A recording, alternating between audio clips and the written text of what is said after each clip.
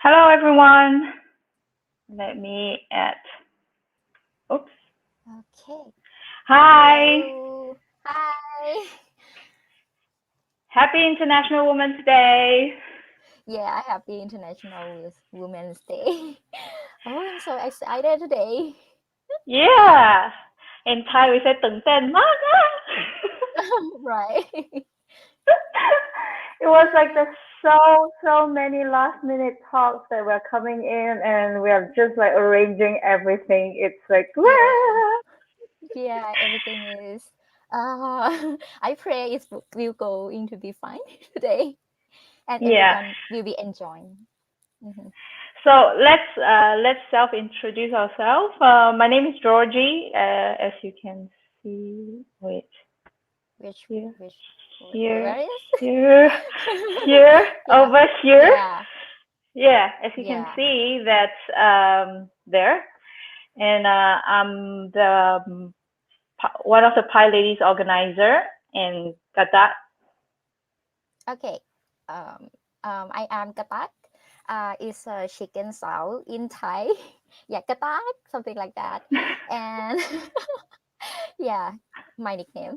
And yeah, where is it? This.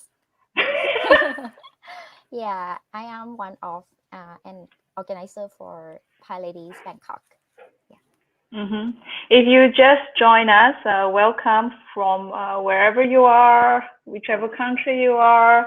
Happy Yeah. International Women's Day. And if you are not female, you're also welcome to join us. We are always Mm-hmm. open to allow everyone to join in the fun and to talk about not only Python related subjects, but also about community, about how we actually learn to grow as a Mm-hmm. developer and our experiences. Mm. And also, if you are a guy, you can help us empower women also because this time is era is about diversity, right? Yeah, exactly. So diversity is not just about talking about just a woman, but diversity is also talking about every different minorities that's around. Mm, Yeah. right. So let's go to, because we have a huge list of talks coming up. So we are going to go straight to the very first one, which is the opening by Ewa from PSF director. And she's going to do some introduction about Python Software Foundation. Hmm. All right. By the way, if you are joining us from Twitch or from YouTube or from Facebook, Facebook. Yeah. if you are interested to ask any questions, do go ahead and type some comments, and we will see how it looks like. All right. All right. Okay. So enjoy. Hi, PyLadies. Hello from Chicago, Illinois, US. I am Eva, and I am the Executive Director of the Python Software Foundation, which is the nonprofit behind the Python programming language and its really awesome community members. I'm super happy to be able to contribute a short hello to your International Women's Day event. I hope you're all enjoying yourselves so far. Last year was a challenge for all of us in varying ways, and I'm super proud of all of you to continue pushing through these difficult times and coming together to support one another. 2020 was quite the hurdle for the PSF financially, but we have some really exciting new initiatives coming this year. One of the things that we're doing is working with PyLadies, and we are working with the council to put in place a stronger financial support system, especially how that flows down to individual chapters. Additionally, our team is going to grow quite a bit this year so we can provide more support for the community. We have a new hire starting by the end of the month to help us spearhead fundraising. And in about a month or so, we will have a developer in residence joining the PSF to support CPython. Internally, one of the tasks that we're kind of taking on in addition to those is scoping what support would look like for packaging, especially PyPI. So we're really excited about these new initiatives. But outside of all that fun stuff, we are celebrating our 20th anniversary and Python its 30th anniversary. So it's a really exciting year. And something I want to mention to you all is PSF membership. If you are not yet a member, you should check it out. And I've included a bit.ly link here in the slide for you, which will direct you to a blog post that explains what all the membership levels are and how you can join. Being a member helps the PSF gauge interest for Python, and some levels of membership come with voting permissions, which are important because they help us shape what the PSF will look like in the future.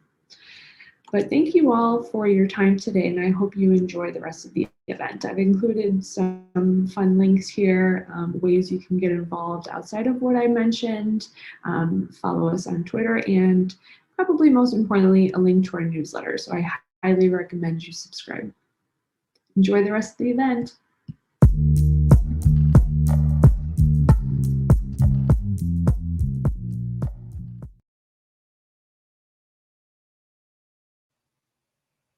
Oh, you're on mute, Georgie. Georgie, Oh, you are on sorry. mute. Yeah, that's from PSF director Ewa, and that's amazing. So we received someone who said that our YouTube is actually muted. Oh, So maybe we might need to check a little bit. If Teresa, you're hearing me, can you help me to check on the YouTube settings? Okay. Anyway, I think like what Ewa was talking about. Actually, this year there's a goal that PSF is trying to get, I think, 2,000 new members by the end of this month, I think. So if you are interested to join Python Software Foundation, go ahead and check on the website and be part of our community.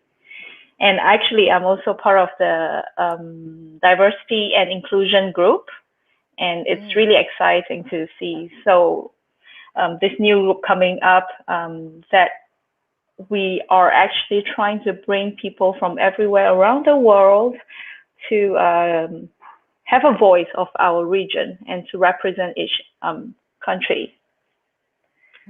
So let me see.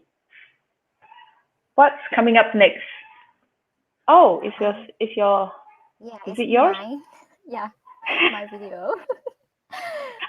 Okay, so well, Katang has been giving workshops for quite some time. I remember when I first met her, she was in PyCon 2019, right? And she was like, "Oh, actually, I'm the one who did girls, a workshop, girls with deaf, and it was full. It was like packed, and some people were really angry. They were saying like, why couldn't I join? Why didn't you tell me that?" So yeah, it was quite funny that we do have that issue. Oh, now the YouTube, we do see YouTube having some comments here saying that Ewa is awesome. Yeah. Oh, hi, Sarah. Okay. So anyway, let's go straight to Katak's talk, and then we'll see how it goes. And we'll try to figure out and sort out the issue from YouTube, right? Okay. Everyone, today I'm gonna talk about how I initialized a coding workshop for women in Thailand, and you will see what are important things that makes me keep doing it. So I hope you enjoy my talk. My name is Sudara Chatanon, and you can call me Katak. I am a software engineer at OZ, also a community lead for PyLadies Bangkok. Before we start, let me show you my background first. I call myself as an introvert, and I have like around 60% introvert and 40% extrovert. So my experience when I attend to a tech event will be likely the same as introvert. So of course, I'm not comfortable in a tech event at all. I feel like there is no place to stand if I don't go with someone I know.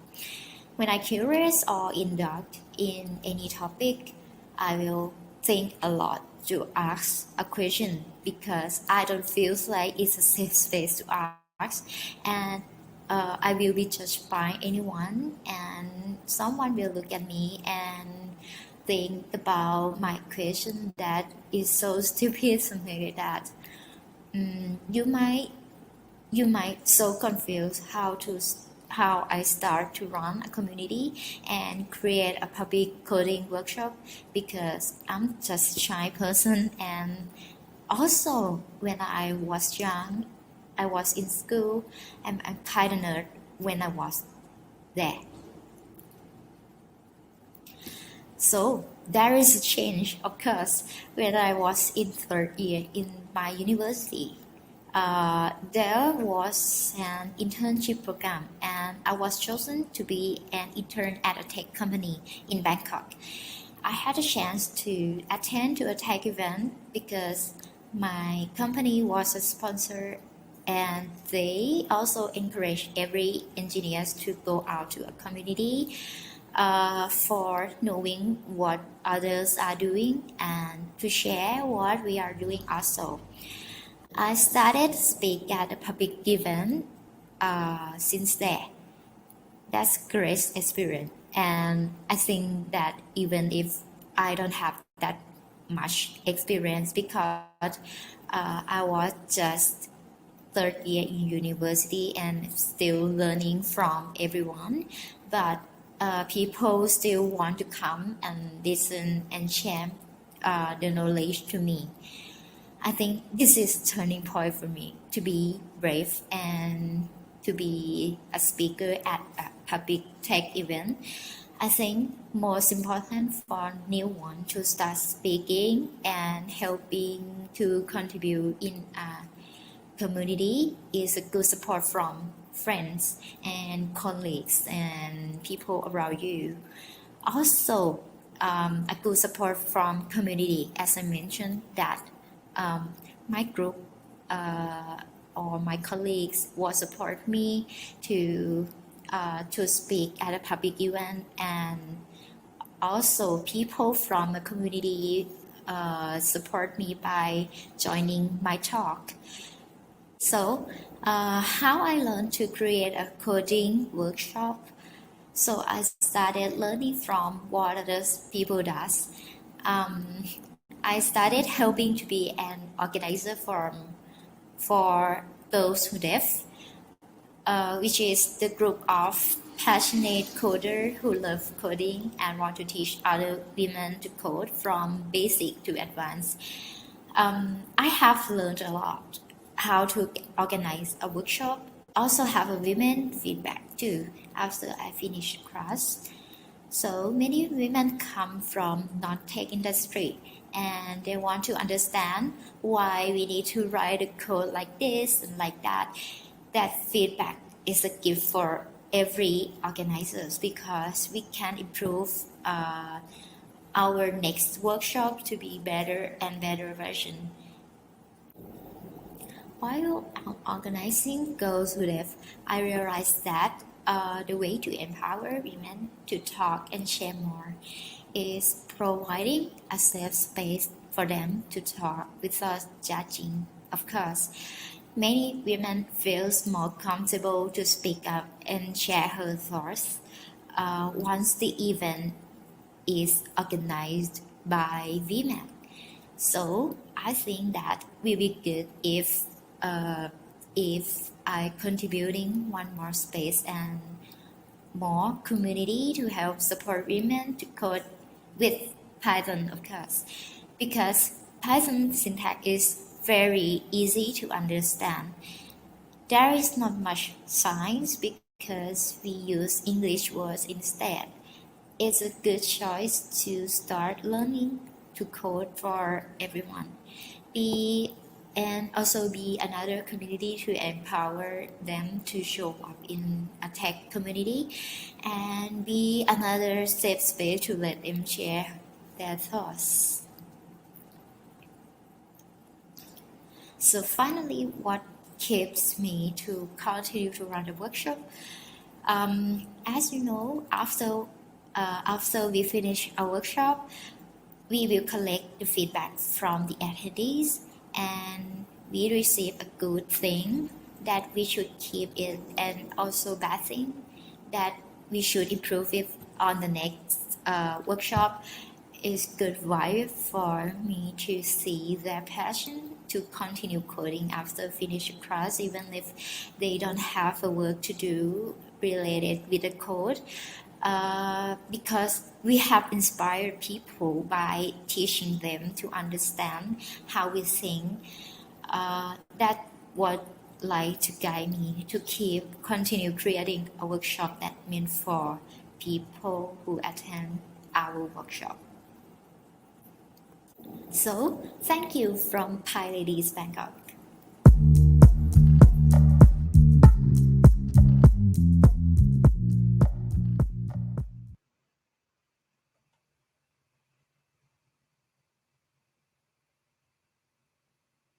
Okay, we're back.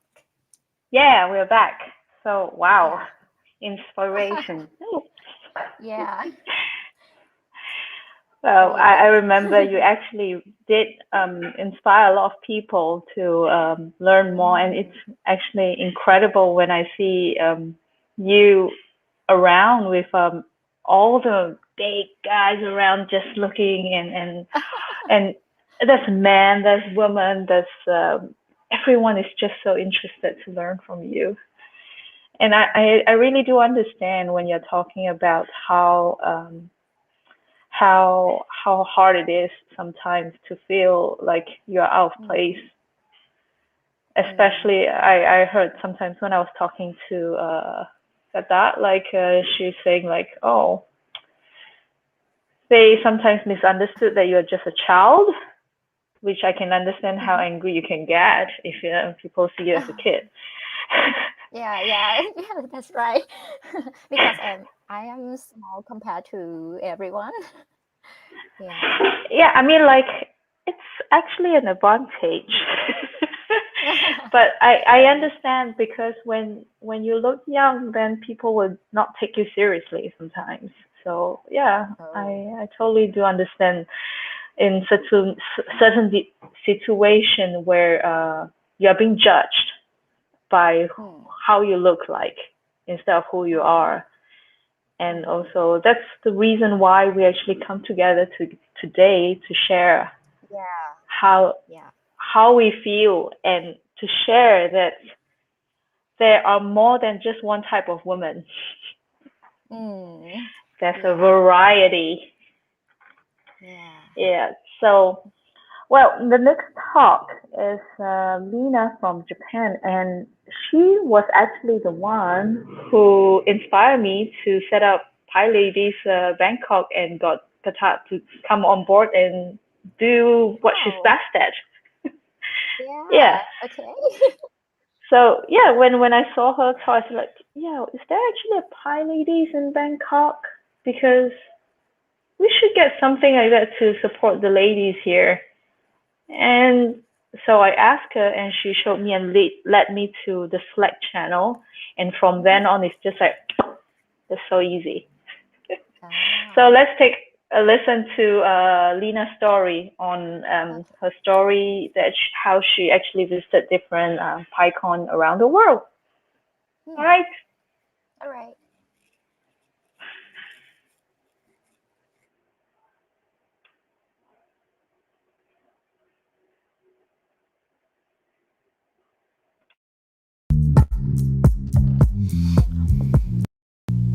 Hello, I'm Nina Katayose.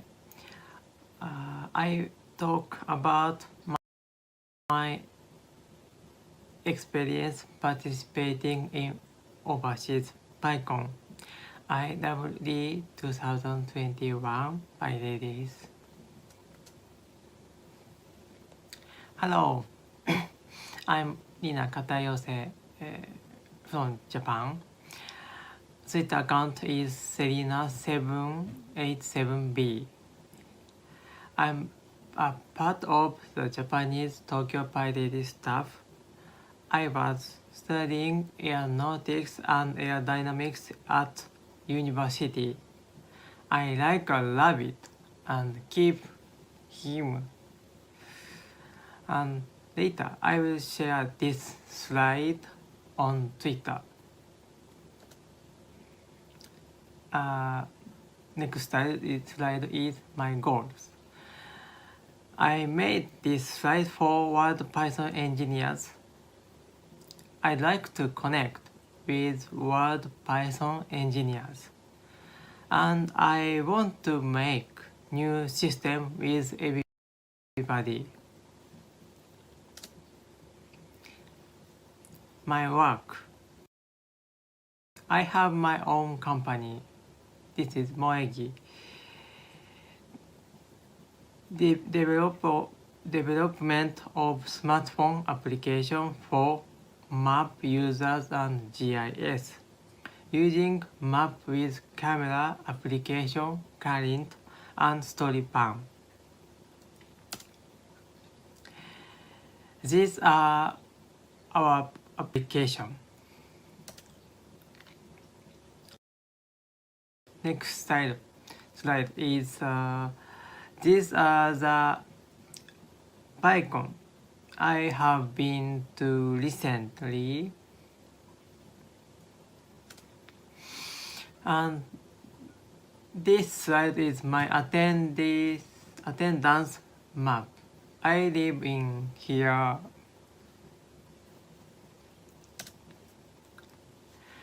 Why I attend some PyCon? To study and make some friends.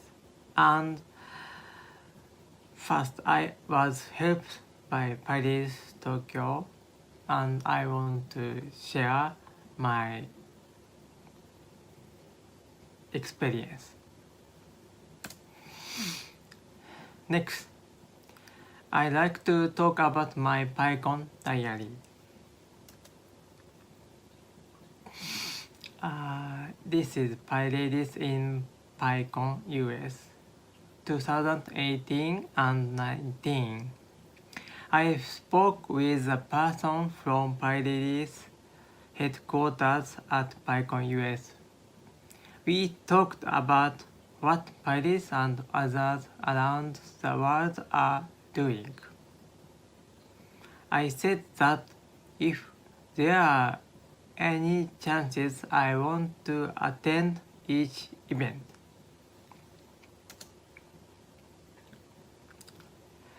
And we had a poster session with Japanese members. This is Japanese members.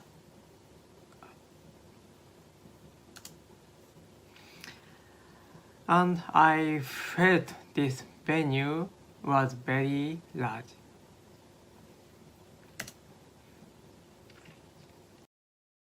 And next, in this slide, you can see a picture of me and Mr. Guido. I don't think I have to explain who Mr. Guido is. As you know, he is parent of Python.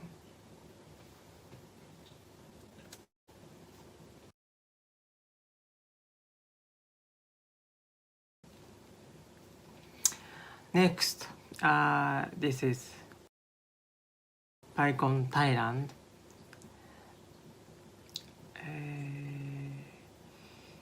In this slide, you can see a picture of me. I talked about PyLadies Tokyo activity.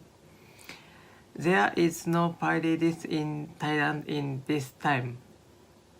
and after that I connect with Python users women's member in Thailand.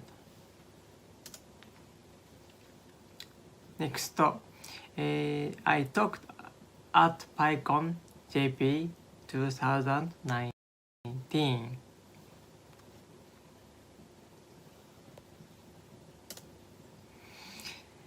Next, this is PyCon Taiwan 2019. In 2020, everything was online due to the influence of COVID-19. I participated PyCon JP 2020 online, but I didn't participate in overseas events. After all, I like events where I can meet in person. Result: I could make a lot of friends thanks to PyCon. I hope you too do.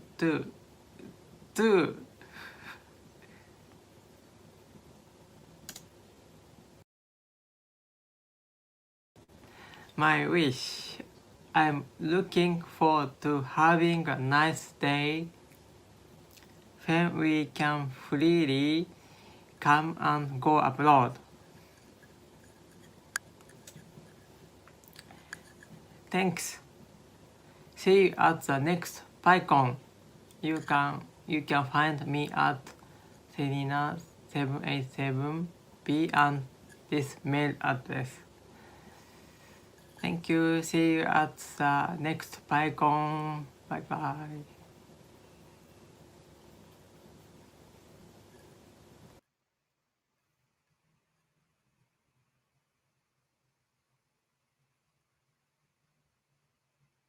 Oh, okay. We're back again. Yep, we're back. Mhm. Well, I think it's true that PyCon, when you do go to events, you Yeah. do actually make a lot of friends and you learn a lot. You get a lot of motivation from people who actually, you see different kind of people who come in and talk about what they're passionate about. And that's how we actually go home every time. I remember whenever you go to a conference or something like that, and you'll be like, yeah, I want to do that too. It's like so motivating. So yeah, I totally can understand how. Sorry? Okay, you can continue first. I want to share something about the PyCon. Yeah, go ahead. Go ahead. Okay. The thing I like about PyCon for 2019 and 2018 is I have met a friend from India. Yeah, and we have continue chatting till today. Yeah, sharing about Python and programming language and technology. Yeah, that's great experience. Oh yeah, And I it's mean, worth to attend. Yeah. exactly, and that's how I know you, right? Yeah. Right. Yeah. So coming up next is actually a very, very inspiring talk by the Steering Council from Python Software Foundation. So it's an interview conducted by Lorena. So Lorena will be actually hosting the Chicago broadcast in Chicago time 7 p.m. So if you guys, that would be, I think, about 8 a.m. or 8 a.m. tomorrow morning. So on Facebook, you have the link to on PyLadies' Facebook webpage. And so it's an interview conducted by Lorena with Carol Willing and Naomi Sitter, which are like the two pioneers, PyLadies, and like, wow. When I listened to this interview, it was so moving. and I totally felt how they feel actually. Mhm. So let's watch. Okay.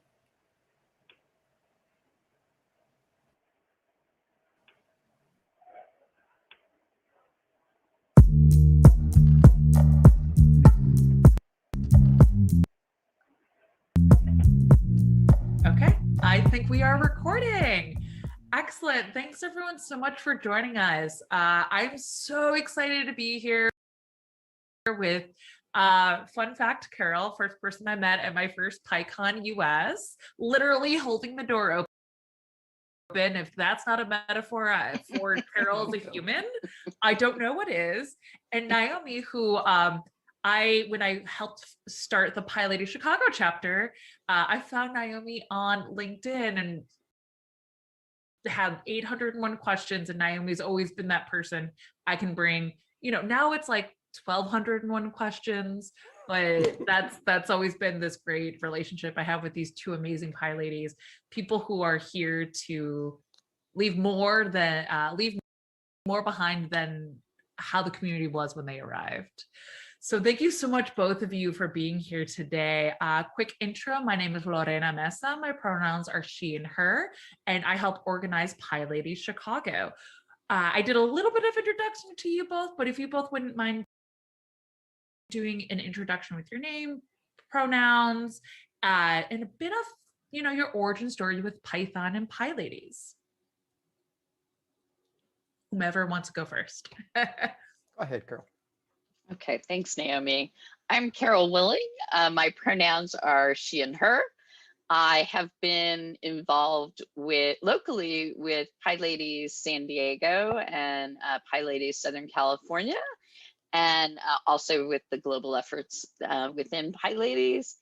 My journey with Python probably started in earnest in 2013 when I met an amazing person, Shauna Gordon McKeon, who was working on outreach called Open Hatch with people making their first contributions to open source. And the rest is sort of history, I guess.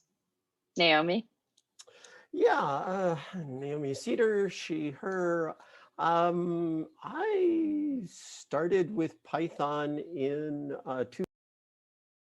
2001. It was actually August 28th, I think. I know that because I was at Linux World in San Francisco, and I went to a day-long seminar on this weird unknown language Python given by this guy, Guido van Rossum, and I was completely taken with it.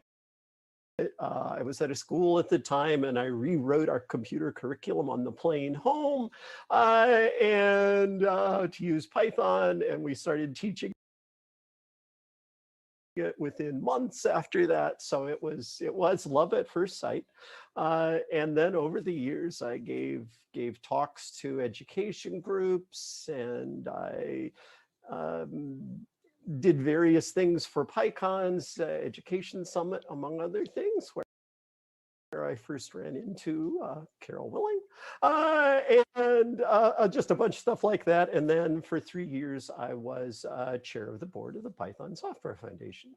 So that's me. PyLadies, when I transitioned in 2012, 2013, PyLadies was immediately a welcoming and safe environment for me, and I will never forget that. I'm very happy for that, because you have given us so much. That Naomi is one of the kindest, most thoughtful, positive people I know. And I'm really glad that we have you in the Python community, because if I look back at the 5 years that you were on the Python Software Foundation board, amazing growth in so many different directions. So thank you. Thank you so much. Okay, so if I get like misty-eyed during this all, or just, like 3 tears, I'm just gonna imagine I'm living my best telenovela life, soap opera. There you go. Perfect. But but as you can see, these two women are such pillars in everything they do. They bring their full selves to this work without a second question. I think if I ask, can y'all help me with this? It's not, no, it's great how when it's always just a great continuity of thinking about how do we move forward together and make sure we bring our collective values together and build a better space for everyone. So I thank you both so much. And I mean, also Carol, you're doing amazing things with Core Python. I don't know if you want to talk a little about that. Sure. Core Python is the folks that create, along with the community, the Python language itself. And I've had the pleasure of the last 3 years serving on the Python Steering Council, which is a 5-member board that helps guide the direction of Python. That's amazing. Thank you so much for that humble but brief overview of that. And I think that's one of the things that's really fascinating about Python is we have so many ways for you to continue your journey, be it you are a hobbyist, you're an educator, you're someone who's just wanting to learn a new skill set, or hey, you're using Python to take an image of a black hole, or, you know, putting a really cute rover named Perseverance on Mars. So considering that there's so much in this space and considering the breadth of your experience, I just wanted to ask you both, if we were to think about that from the perspective of PyLadies, what has PyLadies meant to you? Well, again, I think, you know, it's been a safe and welcoming space for a lot of people who wouldn't have found it otherwise. And I think that cannot be underestimated. I think the question always arises, you know, why would you have a women-only group? Isn't that somehow putting women aside, keeping them out of the mainstream? And I think what they don't understand is just the ability to breathe and relax in a space that is not as challenging as maybe some other spaces is what really helps people get established and then go on to take on much larger challenges and things like that. It's a starting place that I think keeps us welcoming and gets more people involved in the community. I don't think that can be underestimated. Yeah, I mean, I think personally, I think PyLadies has been such a source of encouragement, and also, you know, the safe space for me was absolutely critical. And I think, you know, that ability to be your authentic self, to ask questions without somebody saying, oh, that's not a good question to ask, as well as, you know, just the ability to share resources, to share knowledge, and watch lots of people grow together. And I think that sort of education focus, even if it's informal, is so important, because you see people coming from complete beginners to then becoming tutorial givers at PyCons around the world.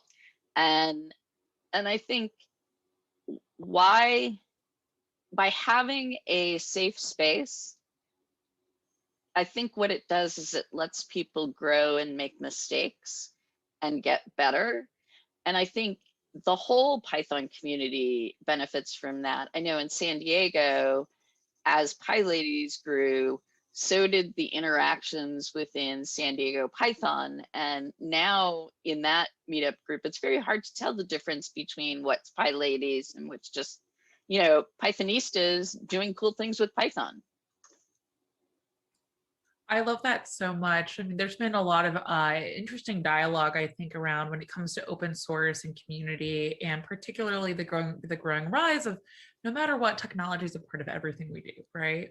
And if we don't think about how we take care of one another in these spaces, particularly as the medium of what to build community changes, you know, we're not, I think, checking in with our core values. And I think, as you both said, bringing our true authentic selves to the work and to the space and being a human in this world.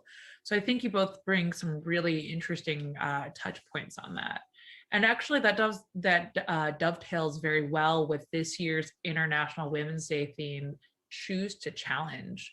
So that's a large theme, and I'm curious how you might interpret that theme in relation to, be it the Python community or PyLadies explicitly. How does this message kind of resonate with you both? Well, so I think one feature of the past 12 months, given what they've been, has been that there's been a rise of international meetups with people calling in from all over. And I know over the past 12 months, I think I must have done something like 20, 22, I don't know, online things where I've talked to a lot of people doing Python, a lot of women, a lot of PyLadies groups around the world. And they are all really there partly because of the challenge. Both the challenge of learning something new and developing possibly a new career and moving in new directions and improving their lives. But even to be there, they're facing challenges with, managing children, with trying to keep the household together, with doing lots of things that, are the things that they have to do. So, that's what I said earlier. It was easy to talk about this. I see in PyLadies chapters around the world, incredible women everywhere rising to the challenge and meeting it. So yeah, it's right on for me.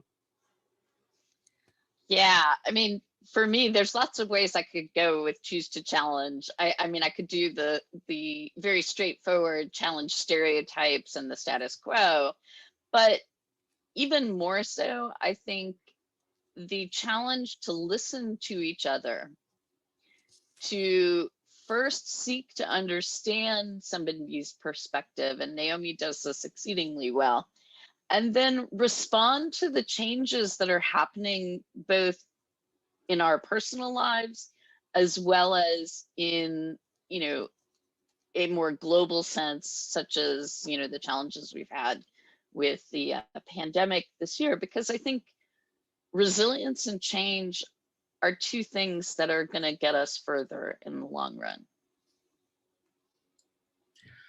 I'm like having goosebumps listening to you both talk. And I think that this is just both of what you're speaking to, the notion of understanding where you come from, using that to inform how you do the work today to inform what is tomorrow, is a really great way for us to think about, what comes next for PyLadies. If it's, you're thinking a calendar month, a calendar year, or 200 years in the future. I'm a Trekkie, so live long and prosper. So when Python's clearly doing that. What are you looking forward to next for PyLadies as a community? I mean, I think we're all looking forward to being able to meet in person again. Let's just say the obvious right away. But I also think that I guess I'm not so sure my crystal ball is clear enough. I can say specific things, but I think that we are in a position where we are facing a lot of challenges right now. But I think that if we rise to those challenges, and by we, I'm talking about PyLadies and people of goodwill everywhere, but we can actually do some real positive good, make some positive changes for the future as well. This is a moment of crisis, a moment of change. That means that there is an opportunity for us to continue to improve things. And that's what I would encourage everybody to think about in this context. Wow, that's hard to follow up because my heart is totally with it there. I mean, we have such amazing individuals throughout the world. And I think, helping them get what they need to succeed and prosper is really, I think, one of the missions of Python in general. Python programming languages, there's lots of them out there. And why do you use a programming language? It's to get something meaningful done. And we're exceedingly fortunate in the Python world, at least in most spaces, to have the ability to take the language, to take complete beginners and watch them soar and do really meaningful work in their communities and beyond. And I think that is, to me, is priceless. I want to thank you both for taking time out of what I know is very busy schedules for you, because even though the world's a bit different, I know that Naomi's going to like all of the meetups. Carol, I know you're doing all the work as well, both from, you all creating space for others, helping us keep kind of our vision looking forward, but also reaching out to everyone and helping us think critically about why we do the work we do. So I want to thank you both for your time today. And if people did want to kind of continue the conversation, what would be a space they could find you all at, be it if it's PyLadies.com or whatever that may be? For me personally, PyLadies Slack is really one of the best places. Otherwise, mentioning me on GitHub is probably also a really good place, because I spend a lot of my time with code and in that space. Yeah, certainly. I'm on the PyLadies Slack as well. That's a perfect place. Excellent. Thank you so much. You all have a great rest of your weekend. And everyone, thank you so much for tuning in for this fantastic conversation. We hope to catch you in PyLadies Slack, is where everyone said we'll be. Thank you. Okay. Bye, everyone. Bye-bye. My Thank pleasure. you.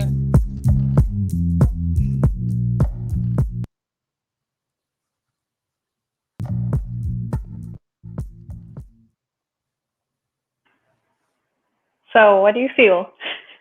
Oh, I How- feel yeah, Python has a large, like warm family and community, because that's what my feeling right now also, because everyone is support me to be an organizer of this international event, and yeah, And you and did a so good job. yeah, I'm kind of nervous because before we start, I kind of nervous because it's in international also, but everyone support me, and yeah. Well, Yeah, I think the first time when I actually joined PyLadies on Mhm. Slack channel, I was just like when they're asking for help in translation. So, well, since I can write Chinese and I can write a few in French and a few other languages, so I kind of like help them out. So that was it. And actually, I did ask a few people to help too, like PyLadies Taiwan and also Ivy from PyCon Malaysia. So all of them just come in and help, and there is no why. There's no what do I get in return. But that is the thing that there's no questions. It's like if you actually go to like what Carol said, which is totally true. I've seen so many times, like when someone asks a question, just totally beginner question. So they don't give you like say, why couldn't you just go search on Google or go check out Stack Overflow? Questions the answers like that they will give, but no, not at all. And it's true that PyLadies have a very safe environment, and Python has a very safe environment. So I think later on you will also be hearing another talk from Cynthia, the conference lead from PyCon China, who talk about how she grew in the community, in the PyCon community too, and I totally agree with what they say. So let's move on to the next one. I heard from you, Kata, that she's actually like a tech pop star. Oh, แจ๋งเลย ใครอ่ะนี่ So it's Chongko, and I actually didn't know that she's in Germany until you told me yesterday that she's actually living in Germany. So this I saw her video and I think she was so bubbly. It's like if you are sleepy, watch her videos. She'll wake you up. Yeah. No one is sleeping. No one's gonna sleep one? when you watch her video. Okay, let's take a look at Chongko's talk.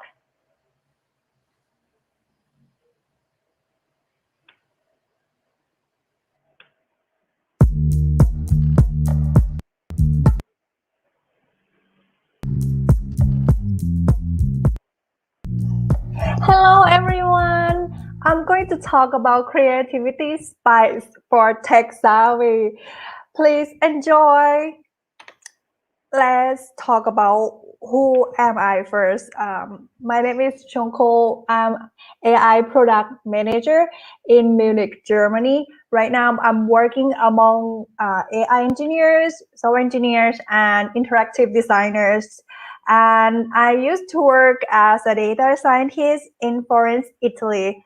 My background is I got a master's degree in business analytics and big data from Milan, Italy. So let's get back to our topic for today. We are going to talk about a creativity spice soon, but I want everyone here to step back and think about a day in a life as a programmer. As you can see that we take most of the time researching, running code, and fixing bugs. So we always in front of the computer, always taking care of writing codes and also try to fixing what is happening in the technological world. So this is basically what we are doing right now. This is my experience, just for disclaimer. Okay, so I want you, everyone, just to think that, okay, now we are in the same pace and we are having this common. So what are our strengths, our skills and competency? So let's have a look first. I can do programming, right? Let's say Python for sure. Okay, so what's next? Systems design. Yeah, I think I can do architecture design. For designing database. Okay. And what else that I can do? I think I can do the project management. That's what I think I can, and I usually deliver successful projects as well. So this is pretty much my strengths right now, and I feel very confident with it. So let's talk about our topic for today. How can we put some spice in your strengths? So it means that you can have a broader visions and have more skills in your strengths, not only for the organization, but also for your personal growth. So it's time to think creative. And how can I start? I am a programmer. I don't think that creativity is for me. I think doing programming is enough, and I'm comfortable with doing programming. So here I'm helping you where to start. Just minutes in your day can create a big difference. I'm sure that you may feel that you are scared of doing this, or you are not feeling comfortable to do it. But I'm here to help you, and I know that you can take a step and be a leader in the future. Especially we are in this period of time. So first of all, go out and get inspired. You can go to the events like this amazing event right now, or read different books so that you have a broader understanding of different aspects of life. And maybe you can have the experience design, UX design. It is very common right now and it's very popular. So you can find some resource everywhere. You can go out and think that, okay, this door or this pathway can be improved. This can be also UX experience design. So how can we improve that, and how can we improve emotion to this kind of experience? Basically, you just try to think how to make everything better, and not only the functional but also emotionally. And lastly, it can be also your hobby as well. For example, I enjoy playing guitar, so I would think that this kind of hobby that I'm doing can help me growth in my work as well. So you will feel a little bit confused right now why I'm talking about this and how is it related to my work and also my creativity. You might feel like a little bit confused, but now I'm going to show you what can be connected. So you just go out and try to think a little bit by using the post-it on your desk and try to connect the dot that how can it improve to my work, or how can make my work more efficiently.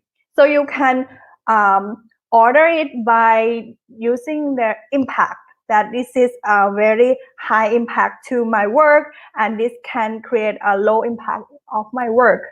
This thing can help you not only for your work but also can affect to your colleagues as well. So it can not only help you to think more, ideate more, but also help you to make it everything, not only your work but also your connections with your friend better. So when you are finished with the post-it or try to connect the dot, it's time for you to do experiments. Like fixing code, you need to run it until it works. So basically, you can do the low fidelity prototype or any kind of experiment you can think of and try to do it. For example, this is not low fidelity, but try to make it real and try to experiment, test it, whether it's going to work or not. It is may look like very hard, but to be honest, it's very simple. You can make the paper prototype, or you can make a very simple and cheap prototype as well. And in conclusion, I feel like if you can think out of the box and you take the risk for yourself, you can have a huge impact and make it more valuable, not only to yourself, but also the organization. For example, this one, if you can think that, okay, maybe this one have different kind of colors, so that you will have more user engagement. This is also part of UX design or user experience design. And also, if you think that my hobby is playing guitar. How about putting the sound of any kind of guitar in my prototype or my work? It could create maybe not very high impact, but create a huge step for you. I believe that not only you, but also your friends, your family would supporting this, and you can take a risk no matter how much you are scared of, but I'm pretty sure that you can do it, and you just willing to take a step and also have a confidence with doing this. I'm happy that you are here. This is a very good step for doing the experiment. So right now, just try to connect the dot, everything in your life, and try to make a low fidelity prototype and make an impact to your organization and also your personal growth. Thank you so much, everyone. Bye-bye.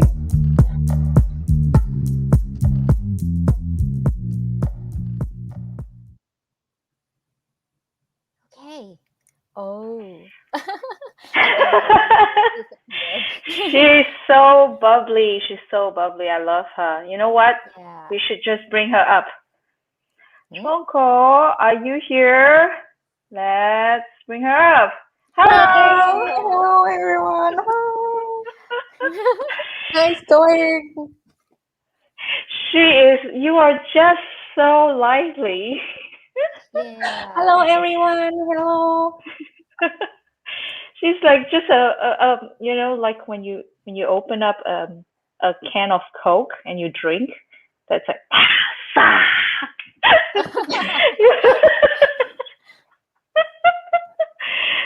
yeah. So wow, I like how you actually your perspective of saying things and how you like to connect dots and to put technical terms into different types of thoughts. So how do you actually come up with this topic and this talk? Yeah, I feel like we're sitting at the desk all the time. Sometimes you can, just go out and find some inspirations anywhere. And I understand that we as a woman also working really hard towards everything. So I think that if we have a spice with your life would be nice, not only for you, but also the organization. Yeah. Yeah, definitely. Oh. And apparently you are in Germany? Yeah, right now I'm in Germany. Yes. So, hello. Hi, everyone.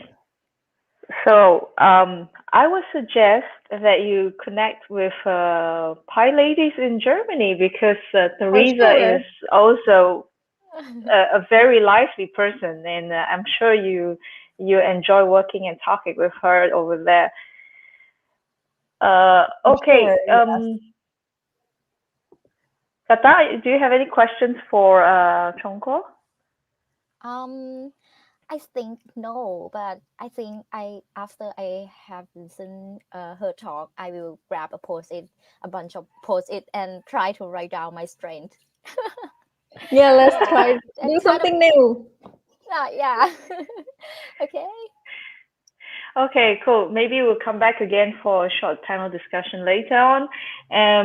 What is the next talk? So the next talk will be given by Ivy from PyCon Malaysia, and she's talking about why she wanted to learn more about coding, and she ended up organizing more. So let's take a listen to it. Talk to you later, Chongko. Bye.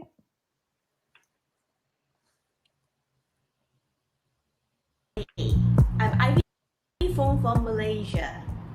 Today I'm going to share with you how we're supposed to code more but ended up organize more events, of course PyCon. And when I start working in the very beginning of the century. I started my career in a very small town called Dawao in Sabah. There were many programmers in that small town, and we basically have to do everything ourselves. I have to make the LAN cable or get under the table to hook the cable to the network socket.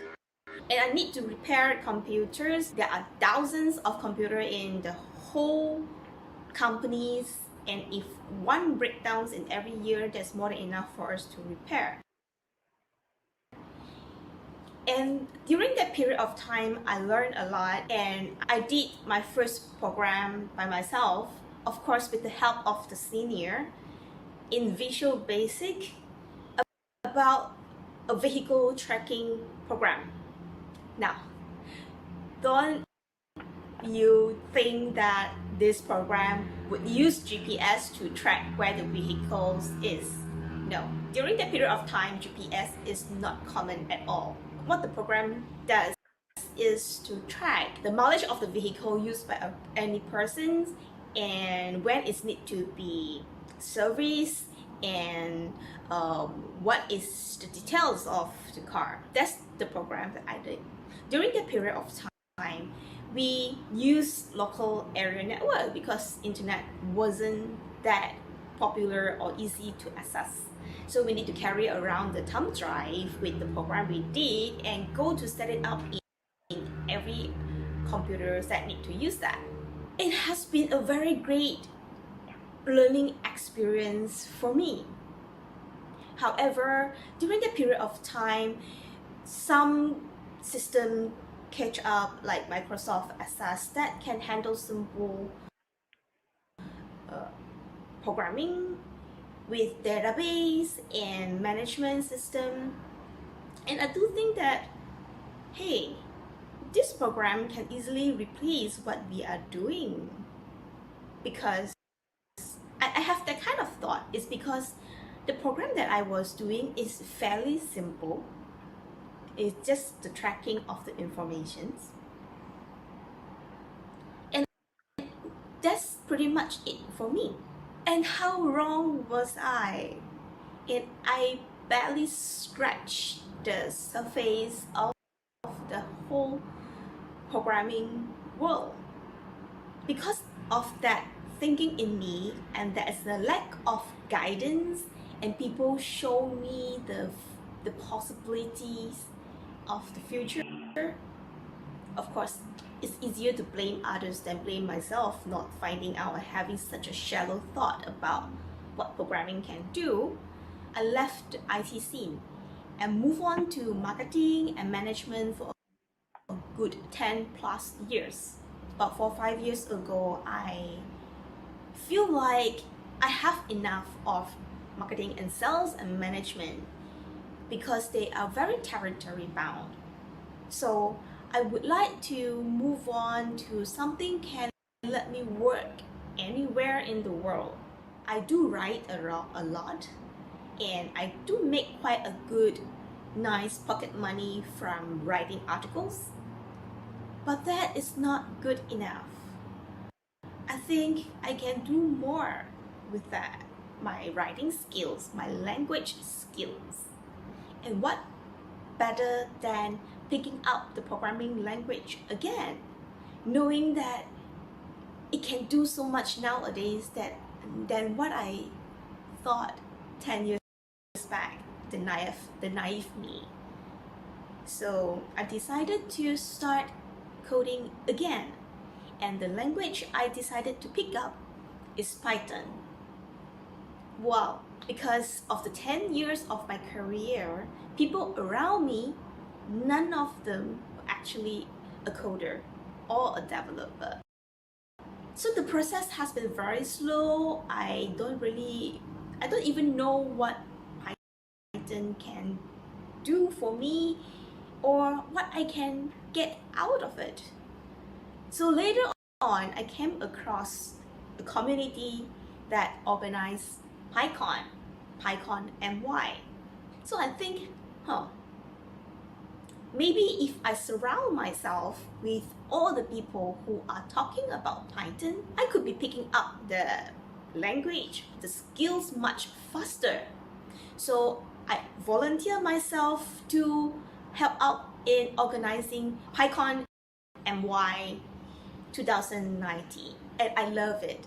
After that, I volunteer myself to be the chairperson for PyCon APEC 2020. I thought that like we are so ready to have a great time in my home state, Sabah, in a hotel that look out to the ocean with what they say the best sunset you can have in the world.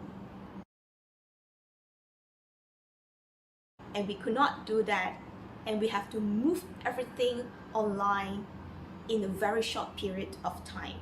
But we did it, and the feedback saying that the format we use is very different and very refreshing.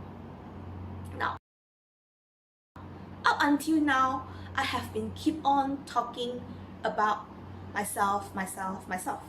What the benefits of hearing my story? Here comes it. Through all this journey of me discovering myself, being in a community like PyCon and helping out in organizing the event actually do not stop me from coding, even though I do not code as much as I thought. But it actually helped me learn a lot. And let me summarize to you why I said so. First, I learned that what Pythons are good for by just hearing from the other speakers, talking to the speakers. Secondly, I still do not know that like which niche I want to go into. By knowing all this, it helped me to focus and it helped me to know what it is. Thirdly, thanks to the enlightenment from seniors, they let me know that to be in the community, you do not need to know coding very well because we need every type of people. I write and documents and do training for a living. And thanks to experienced senior like Carol Willings, who let me know that documentation is very important and you don't really have to know Python to be in the community. That I learned to appreciate the skill I have and what I can contribute to the community. So along this whole journey of me finding whether I should be coding more or doing other related stuff, I find that we don't have to give ourselves a definition so soon. I might be organizing events more, but one day I could be coding more than today. In anything you do, as long as you set your mindset that you want to learn, you'll find something you can learn out of whatever you do, even if you just learn one thing out of it.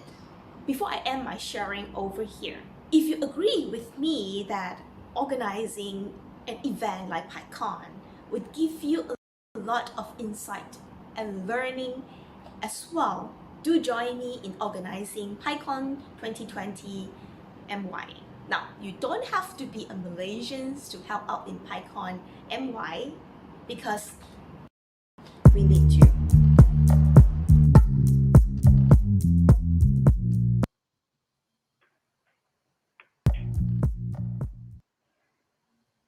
Wow. Wow, that's inspired people. Yeah. Well, to be honest, like I've always said in TaiPy, in PyCon, and even RubyConf, for information, I organized RubyConf and Ruby Tuesday too. So Okay. don't split me apart and say that why is it not PyCon and why is it not Ruby? So yep. So let's bring ID up and let's talk a little bit more about this. Ivy, hi. Hello, Ivy. Hello. Yep. Can you hear us? Yeah. Yes. Can you hear me? Yes, we can hear you. Cool. So, one question. All right. So, do you manage to code more now? Yeah, but not really in Python yet. Oh. But It doesn't matter. I do. Yes. Well, you know, it doesn't matter. Yeah. As long as we are improving ourselves, I think any language, anything that we're learning is also great. So, have you been still organizing something in Malaysia now? Yes, the coming up like PyCon MY 2021. We still set it in somewhere in September. Looking at the situation, most likely it's still going to be online. But however, whatever the format is, we're going to bring it on. Bring it on. Girls power. Yeah, bring it on. So I remember when I think about my very first event that I started doing was when I was 16. I have no freaking idea what I was doing. And it was like I think Ivy, I'm not sure if you know, but I grew up in Singapore. So there's this thing called a community center. And they were saying like, oh, we need some funds. So can you actually organize some events? And I said, okay, I'm just so naive. I just go ahead and I just said, okay. And I did it. There was no money. And I managed, I mean, like, you see, the thing is that I believe that if we are crazy enough to go ahead and do whatever our will is going towards, we can actually do anything. Yeah, I agree. Like we were having problem with funds because the COVID hit and some sponsor pulled out because they also do not know what's going to happen. We were panicked at the beginning, but we just want to do it, and then we just let the others know that like we need funds, and later on we got it. People just come in and help us with whatever we need, and things just pull together. So I think that like really just like Georgie, what you say, as long as we want to do it like bad enough, things gonna happen. Yeah. I'm sure like Gata, she did a lot of events too. She must have experienced the same thing too, right? Right. Yeah. I think it's in the community. We need to create events to keep the spirit going, and this is like actually the challenge for every one of us right now. And I'm actually really grateful for Teresa to invite PyLadies Bangkok to be part of this, and that's how we are here together. So anyway, thank you, Ivy. Thank you. And I'll talk to you later. Maybe we'll have another panel discussion. And so we are going next to a talk by this young girl called Mint, right? Yeah. Right. For And modern software and developer with modular architecture. Yeah. Yeah. So let's take a listen to what she has in line. Thanks, Ivy. Talk to you later. Thank you.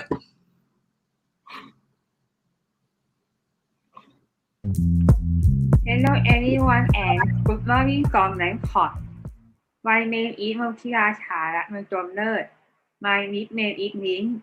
I am a developer and startup company in Bangkok, Thailand, and content creator at my Facebook page in Redbot Application who represent amount and development, programming, summary online course, and event and lifestyle. For International Women's Day, immediate theme is choosing to challenge the world. When I teach visual concept, we apply my working and represent in organization in all career or components. So what is it talking about modular architecture? Initiation, I work out about Android development practical, but I talk about regular architecture concept and share my experience to apply the concept in the world. If we compare software like a robot coin, the old robot coin has a face, arms, and legs. It can move when part of robot is broken. You repair the part. If a member could repair it, maintain the robot is broken. It would make software with head or code in one place, such as for project code in one volume. If some feature in one value has current issue, for example, program has a mark, application can update every version, remove obsolete code, or something like that. When it's so difficult to implement it. Allocation, robot has many cards can be examined and selection cards could combine the robot form because robot have face and views. It can be a big robot with arms and legs with without face, or do a very cool robot butler in Tokyo, or do the view cool remember robot. Meet robot with my modular architecture concept. All EPY software includes small cards with different volumes. It can be examined and could include your project. And also project in your company. With root your feature volume in the specification that can recommend copy by or something like that, and average short code in feature volume. I show Google Slide file with presented cool project manager and Android developer key, and extension slide for amount modular architecture. I got to modular architecture gone mobile com to custom optimization, modularization transformation. Modular architecture concept is interesting because the application has key compile time when it code in feature volume. Scalable for app user. Flexible for new occur architecture in some feature. Independent from occur volume. It can show some development team use my key feature to occur application because occur team are easy to use it. We rewrite application volume to feature volume and core volume. Feature volume are some feature in application and can use occur feature volume to such feature.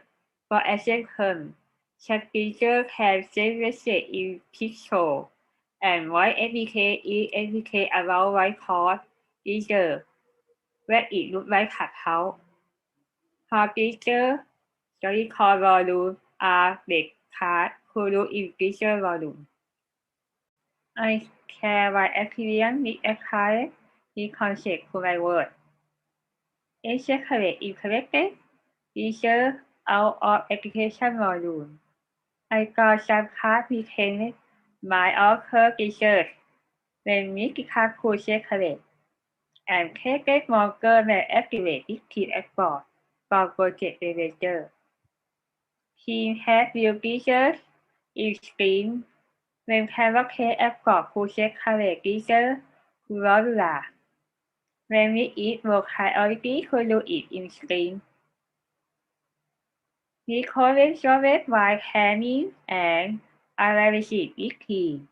Pull the application project feature and start this small feature to separate volume. After separating feature volume, it sends to tester to make sure the feature is working. Now, I add in new project application team with a current modular architecture concept with iOS developer, Android developer, and web developer. When have new feature in Spring, he create new feature module and add core module for service. When new feature lose something in current feature module, when may duplicate code, will separate it to new module. When lose red card may own project. Don't forget to duplicating after average value. Modular architecture can show many columns to easily reference your project and clever it. Many software development teams in the world is a clear concept in projects such as one company. We also set implication we can keep for a knowledge and with benefit feature is modularize your app as soon as possible. I hope this session inspires you for challenge to modern software developer to improve product. Thank you everybody who listened this session.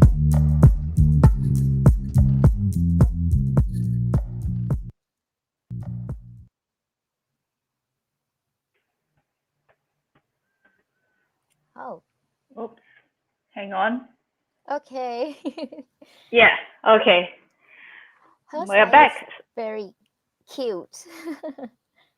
Yeah, I think she spent a lot of time preparing her talks. It's like, Yeah, wow, all the animation from one part to another. right.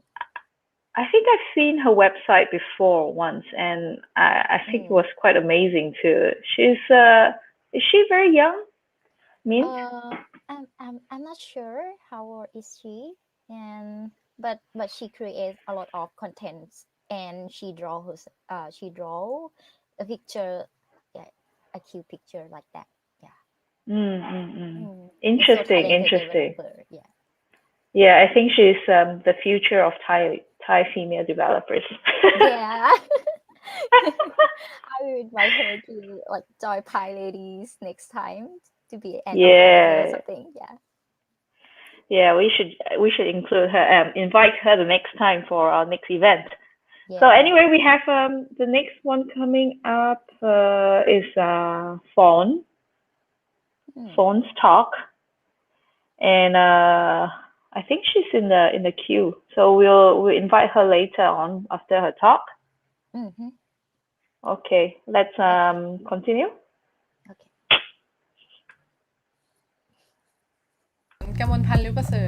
Today I'm going to share about what I've learned from joining women in tech communities. A bit of my background: clearly I'm a machine learning engineer at Certis and a part-time online master in computer science student at Georgia Tech. I'm from Bangkok, Thailand. About my journey in women in tech communities. In 2019, I have a good opportunity to join Grasshopper celebration in the US. It is the world's largest women in tech event. I met great people there and got new friends. It is very good experience.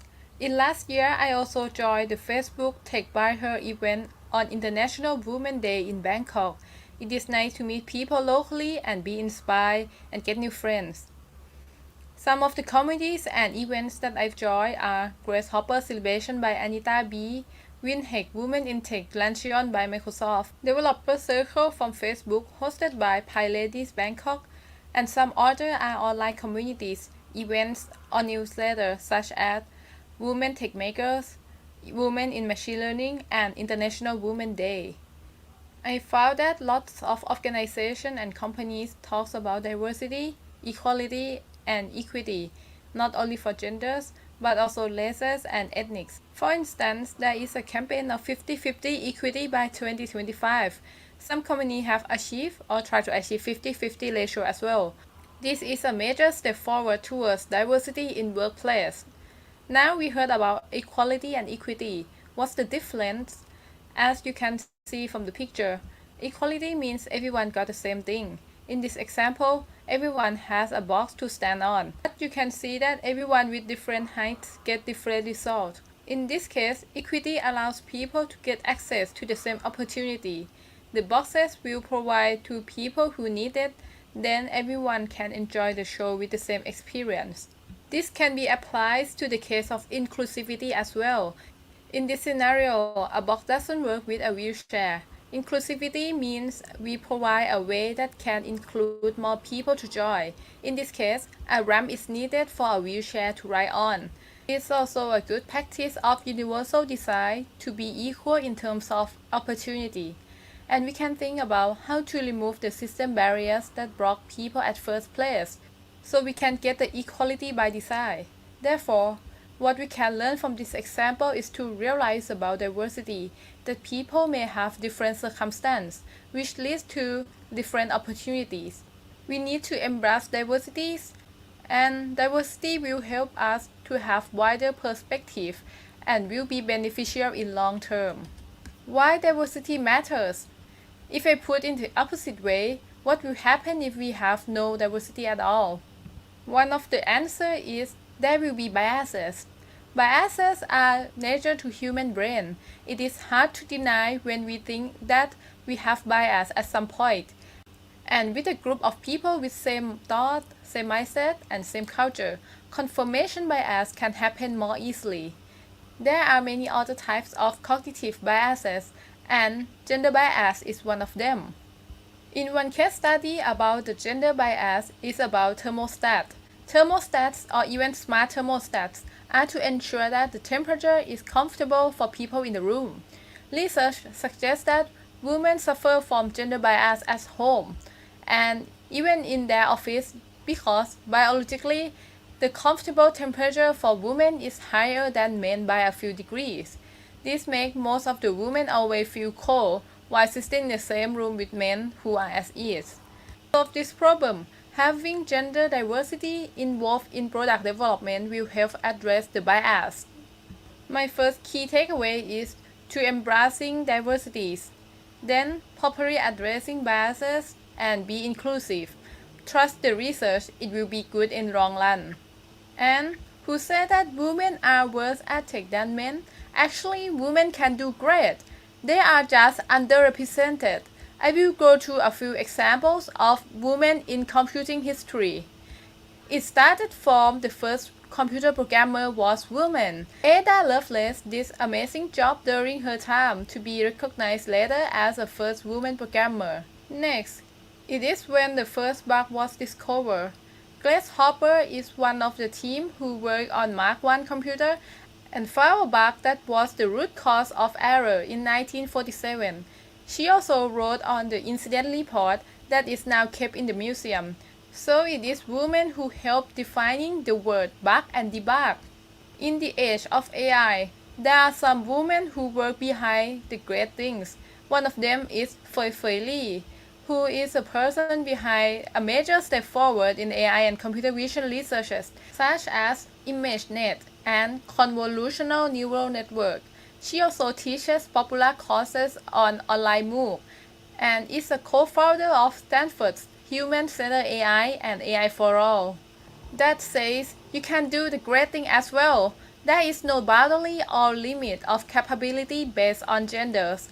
I believe that everyone can do great things if they try hard enough. So my second key takeaway is to overcoming stereotypes. Don't let anybody tell you what you are capable of, and believe in yourself. If you think you can do it, you can do it. Lastly, it's our nature that women always support each other. Let's create a safe environment for women. Whether it is a workplace environment or communities, together we can connect to other people, we can always talk and discuss the problems. Be inspired and influence people. Help each other to overcome their problems, challenges, or goals. Build a better community, which means a better working life, and grow together. I will end with a quote from Grace Hopper. If one person asks, "Do you think we can do this?" she would answer, "Try it," and support them. So, joining communities and remember that women always support each other.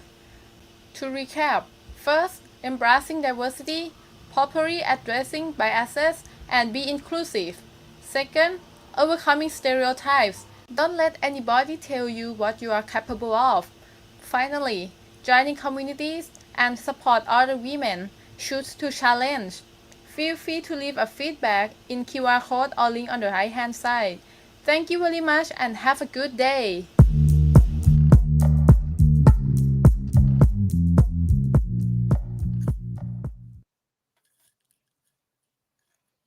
Wow, that's so inspiring.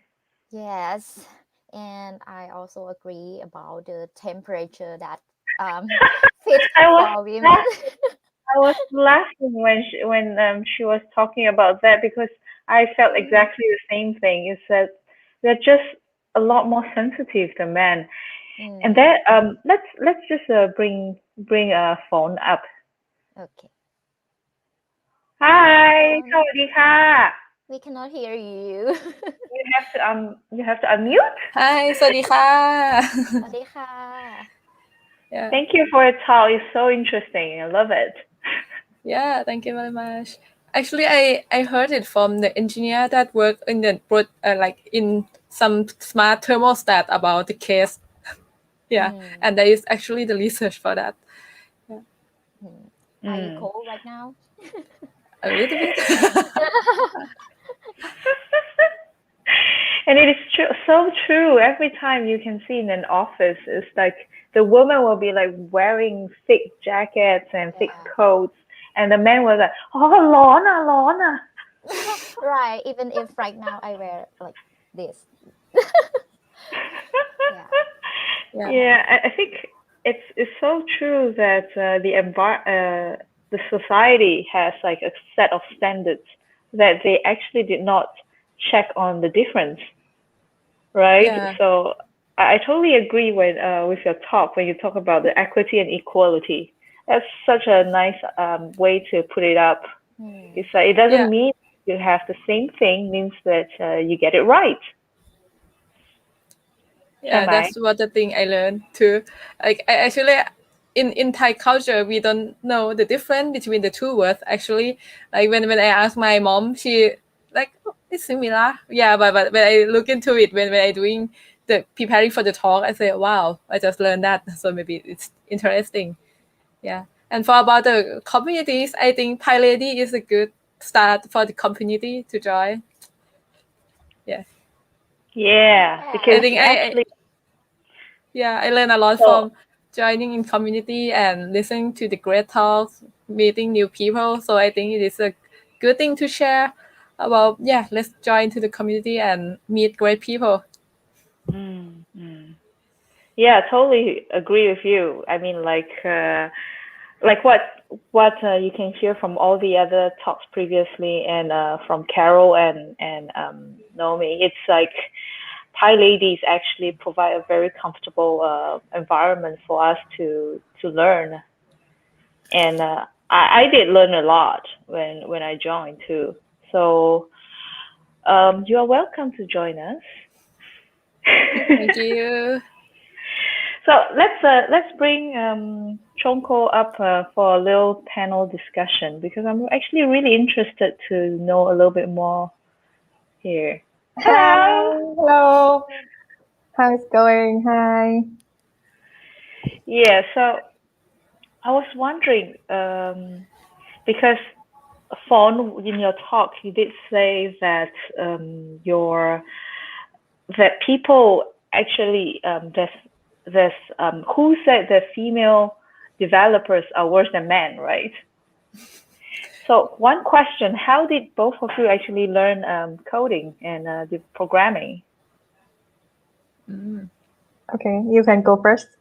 Oh, actually, I learned about like in high school, and I learned start from C and actually I joined the programming competition, but at the time I just like newbies and I go into very famous high school to do competition, and in that room is all men and like everyone so badass, something like that.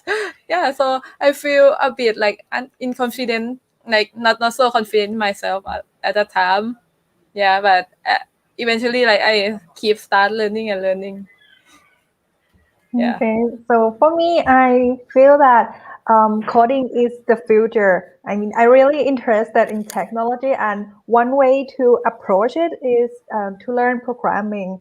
And I feel that this is the path that I can do something by myself, learning everything from scratch. I learned in master degree, and I am not computer science background, so it's quite tough at the beginning. But when I start exploring everything, I feel that yeah, I can do it, and I know that I can create the future or the technology innovation by myself. So this is how I feel, and I inspired by it. Yeah. So didn't anyone, when you actually, especially in Asia, I know because I've been through a similar situation before. Like, didn't anyone actually like tell you, I said, why do you study computer science? Or like your parents or some people who doesn't understand, they will say like, why do you pick this to study? Yeah, Yeah. like for me, I think I love it. I like don't hesitate to go in to study. Like I got degree in computer engineering first and continue with computer science. Yeah. What to say? Yeah, I think it's like my passion and my interesting since I was young to achieve this. So how old are you that you joined competition about the programming? How old are you? At the time I was, I think 17. Yeah, for the Oh. programming competition. For me, I shift from being a designer to be a programmer. So I feel that someone said that why you are doing something that it's like very headache and make it's not comfortable with your background, and also it looks so serious. Shonko, it's doesn't fit you, something like that. So people try to stereotype me maybe, and try to make me feel that yeah, I cannot do it. But sometimes I feel that okay, I have a goal, I have the capability to do this stuff, so I believe that I can do it. So I try to ignore this kind of thing, and look at the opposite side where I feel confident and happy what I'm doing. So that's what I believe. Yeah. Qatar, have you ever felt that way too? Like people yeah, putting you people. down? Yeah, right. Because I am a woman, and also someone judged me that especially for front end developer needs to be a woman. Yeah, something like that. Even if I can I can code in the server side and backend and open the terminal to do stuff. Yeah, but they will judge me that I can do just the front end, the beautiful stuff, something like that. Yeah. By the way, audience, ladies out there, it doesn't mean that if you only can learn coding when you're young, because I learned coding like way after. So it's not about age. It's about passion. If you're interested to do it, there's so much opportunities you can actually do it. You don't need to wait for or feel that, oh, I'm just too old for this, I cannot make it. Just try it out. Like what Fons talk about, the final one. Try it out, because that's how we learn. I remember when I did events, and of course, like what I told everyone else, I'm actually the worst programmer among everyone else. But I'm conducting it and organizing it. People ask me like, why do you do that? What do you get? But I'm learning. I'm watching and I'm learning, because I don't need to stand and at the front end to just give a talk, because I'm learning right now. What's wrong with that? I mean, it's not a big issue that I actually learn that way, right? And I did make some little bit of advance and improvement. I mean, my family did not allow me to study computers actually. So my only certificate I have is MS-DOS 5.0. That's how powerful I am.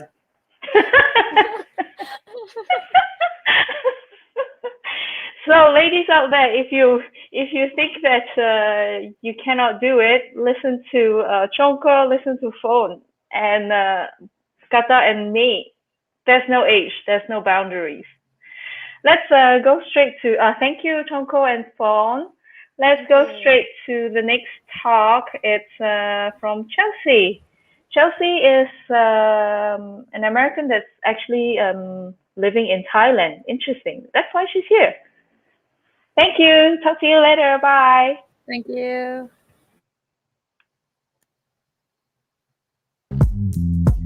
Hi there, PyLadies. My name is Chelsea Dole. I'm a data engineer, and today I'm going to be talking to you guys about understanding Python memory management. So first, let's understand what is memory and what actually manages it in Python. When we talk about memory, we're talking about random access memory, or RAM. This is used by applications for your computer in short-term fast access storage. We're specifically going to be talking about CPython, which means that it's the generic implementation of Python where the interpreter is written in C.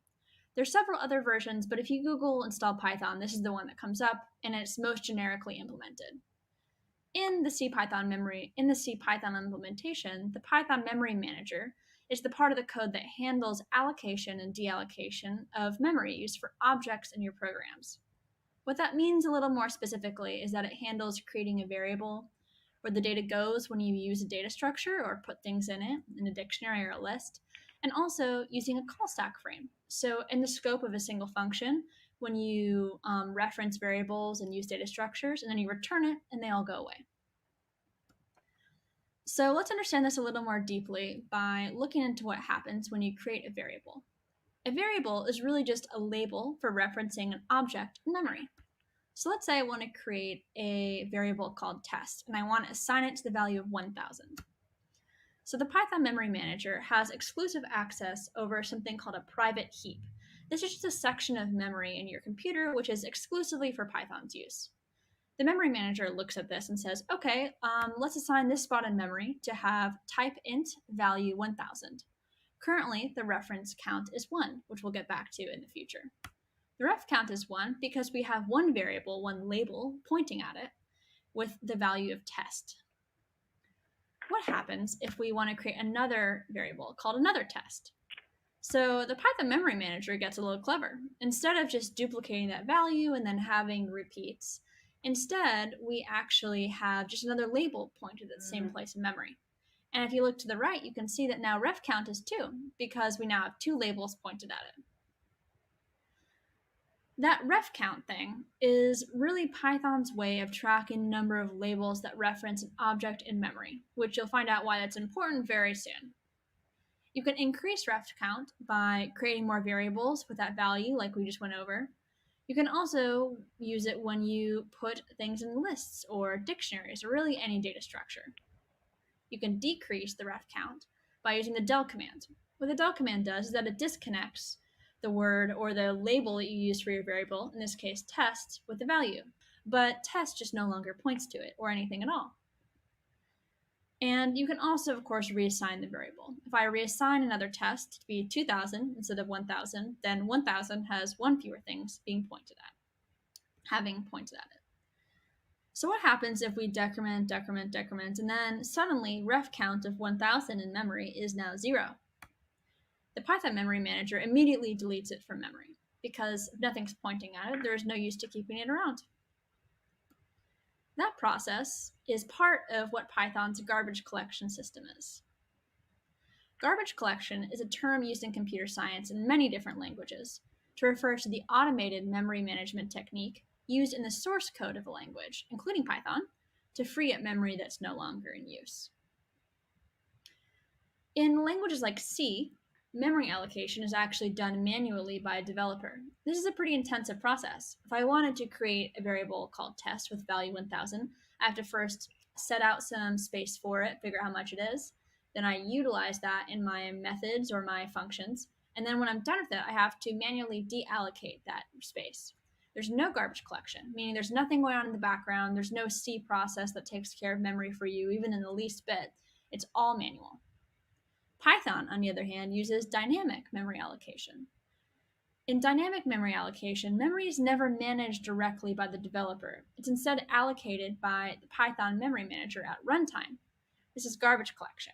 It's when it happens in the background, because in Python, you never have to say, okay, I'm going to take this spot and I'm going to fill it with this variable, and then if it's too big, I'll put it there. It's all handled for you. Each of these systems have upsides and downsides. For C, the source code is faster and uses far less memory. Because remember, when we were creating test, we have the data type, if int, we have the value of 1,000, and then we have ref count. So ref count is one of just 3 things that we're storing on every object in memory. And if you have thousands and hundreds of thousands and millions of items in memory, then actually, 1/3 or 1 out of 3 items in each object is your ref count. If you don't have to store that, it's a lot less overhead. On the other hand, it's very bug prone for developers. If you've ever heard of like memory overflow or issues around that, then those often come from memory that isn't deallocated properly. For Python's side, the source code of Python and CPython is much more complex, and it uses more memory because of the issue I said before about 1 out of 3 items being ref count. However, it's much easier for developers. Developers don't really need to have any knowledge of memory at all, actually, because it's all just taken care of them for them. However, ref counting is not the only method that Python uses to take care of garbage collection. There are some legitimate situations where ref count might not delete items that should be deleted. Specifically, this can happen in circular references. So if I've got 2 items that have ref count of 1, but each of the references is pointed at each other. In that case, they're never going to be cleaned up by ref count because they have a positive ref count. But at the same time, there's no real way to access them. There's no utility for them. Things like this are covered by Python's secondary garbage collection method, which is a generational mark and sweep algorithm. What this means is that Python under the hood keeps track of all objects with ref count above 0 by age in 3 buckets. Each of these buckets, when it reaches a certain size, has an algorithm run on it called a mark and sweep algorithm. It runs on that generation, and if there are generations younger than it, it runs on them too. What happens is that first thing, it checks all the objects in the generation bucket, and it marks everything that's reachable or good. Then it deletes everything that's not marked, meaning it's unreachable, and maybe it had some ref count oddity that didn't allow it to be deleted. Finally, when it's done, it promotes all the surviving objects in that generation to the next older generation above it. Through this process of reference counting and also generational mark and sweep, Python takes pretty good care of all the memory-related concerns that you could want while using it. I think it's pretty interesting how the language's choice to manage memory is really a major functional and philosophical choice by the developers of that language. For example, if you compare C to Python, are you preferencing speed like C or ease of use for developers like Python? Are you preferencing clarity of source code, like C also, or clarity of the actual language syntax that developers use every day? With Python, I personally think it's really interesting because Python chooses to maintain a complex and relatively slow memory management system internally. But they do this because it enables Python to be the simple, beautiful, and readable language that it is. Thank you guys so much for listening. I had a lot of fun making this, and I also learned a lot myself, and I hope that you did too. If you have any more questions, feel free to ask me at chelseadoll.com or just give me an email. Thank you.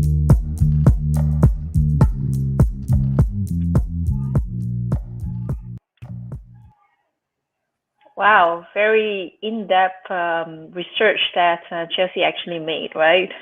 Right. Oh, wow. I would love to get Chelsea up here. Chelsea. Hello. Hi. Hello.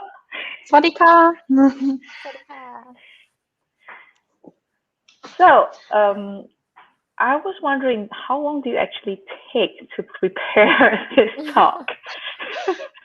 So funny story. I initially put together a lot of notes for this talk to apply to a conference about a year ago. and it was supposed to be a 40-minute talk, and it got accepted, but then the conference was canceled because of COVID. So I did most of the research on this probably about a year ago, and then I revisited it more recently. So a lot of time altogether, because a year ago I really didn't know much about Python memory management, and I really wanted to learn more, and that's what got me to do the talk research initially. And so I revisited it for a couple hours to make this, but I did a lot more work last year. Right. So you will say total, how much time do you put in this talk? This for PyLadies, probably like 4 hours, maybe 5 hours, but a year ago, probably a couple of days. Wow, because that was intense. Yeah, I hope it was not too intense. I hope it was helpful. No, maybe you can send us a private message on the link where you could actually share the slides, and we could actually put that on a banner. So the people who actually want to go back and read a bit, because I see a lot of information right there. Yeah, so I would love to have the link. Yeah, I'll do that. After we finish talking, I'll send that to you. Sure. I'm also happy. I have a lot of notes for myself, and there's a lot of really good articles and documentation about this that I learned a lot from. So I'm happy to share those as well. So one question, why in Thailand? Why am I in Thailand? Well, funny story. I mean, I work as a data engineer, and I had the opportunity to do some traveling and be supported by my company, and so they were able to support me coming to Thailand, which is great. That is amazing. When you have a company that actually support you for whatever reasons, where you want to go or what you want to do, you just grow. You can just you feel comfortable to be where you are. We'll maybe talk a little bit more about that later. Thank you, Chelsea, for us. Let's go ahead for the next talk, and we'll talk to you later a little bit more with the talk. Thor, is that her name? How's this? Thor, yeah, her talk. Yep. Okay. See you guys later. Assalamu alaikum. Peace be upon you. Good evening from Thailand, everyone. I am Tahir Hosseini, software developer at Art. At Art, we believe creating software have to be fun. By fun, I mean we having fun trying to solve the problems and help someone with our new solutions. Not only at the outcome, but we are happy and having fun with the process of making it too. Because, we are living in this world that's everything growing so fast. Every single day we have new innovations, and every single day the new problem appears. You just have to be a lifelong learner and stay hungry for the knowledge. You don't know what comes next, and the technology is changing so rapidly, and something new always comes. And technology is everything now, right? It's fashion, it's art, it's magic in your hand. And everyone really have ideas to use their ideas to positively change the societies. Back to when I was in school, my dad said everything is easier in my ages, because when I want something, I just basically search in the internet. But in his ages, he have to going to the library, seeking from the book, or asking from the experts. But it's easier nowadays, right? It's just it's in the air, you just grab it. And yet at that time, I'm so hungry for knowledge. I'm in love, and I'm so upset with challenges. I accept everything that come to my way, and I accept every opportunity. Sometimes I try to, but trying in a good way. And my mom and my dad are very supportive. They always told me to be the best version of myself. And I'm falling in love with that feeling so much. The feeling that I can solve the problems, the feeling that I know that I'm brave, I'm strong, and I'm outstanding. I'm never afraid to fall, never afraid to get in pain.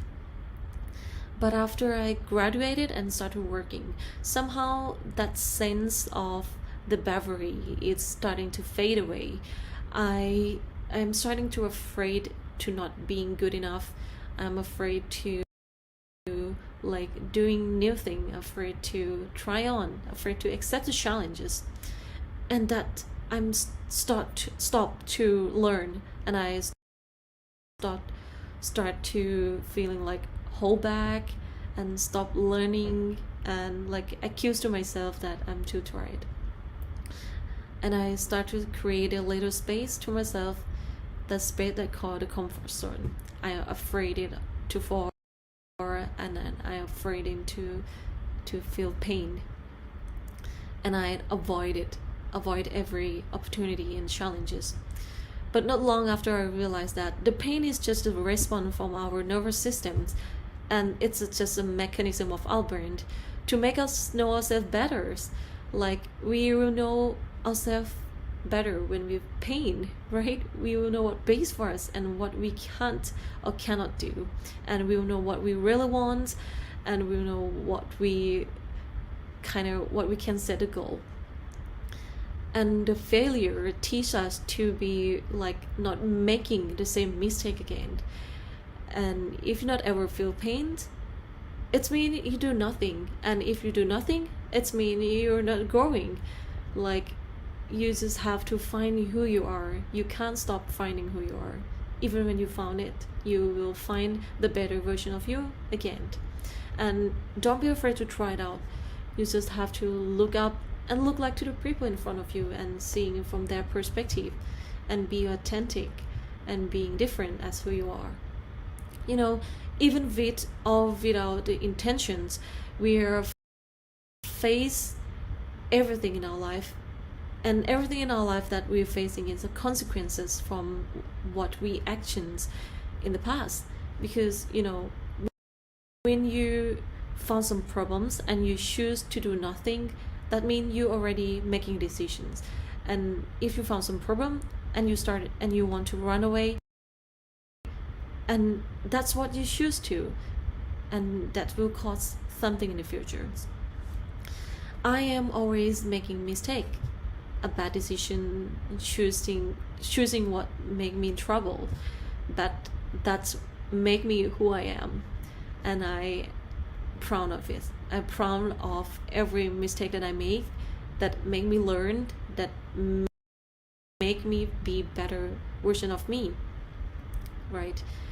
It is all about what you see yourself in the next day, next month, or next 10 years ahead.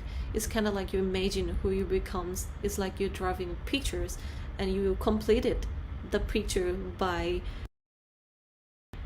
respond to every little actions that make you achieve your goal, right? And without your cognitions, you become more of a better version of you every day. Trying to understand, and you can try to understand what's driving you nowadays, and look for the opportunity to use that driving power to yourself. You can just put yourself in a very new environment, or the environment that allow you to grow, and you can celebrate every achievement. Maybe it's a small one, right? You can celebrate. It will make you feel better. It will be the source of the power that make you do something better for you more. There's no limits at what can we accomplish. And remember that when you have chance to take, you have chance to give something to. You know, choosing to challenges and choosing what you love is very important, because when you're happy, you will be around what you love. But when you're sad or when you fall, you will fall among what you love too, and you will be inspiring from that. And that's the sort of power that's kind of inspiring, that will give the power to you. It will make you come back again like a phoenix. But if you can't do it now, it's okay, because we can't just make things better in just one night. But it's like a process. Every action is built upon other actions. Again, you just have taking time and just like learning every day. I believe that there are a very better version of ourselves around every corner. You just have to stand up and just like walking to find a better version of you every day. Don't be afraid and go out.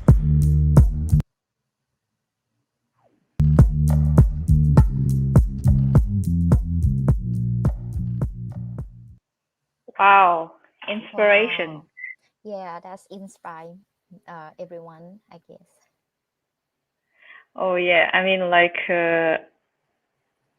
it's great to actually admit that we make mistakes, because that's how we grow and how we learn. And I think every one of us actually make mistakes, and that's how we experience what is the right thing for us. Even sometimes after 10 years, if you think that that thing that we think was right, it could be wrong after some time, but that doesn't make us a bad person, right? Right. I very agree with every decision we make in the past will be a consequence to ourselves. Yeah, that's make us as today. Yeah. That made us actually grow. Yeah. Yeah.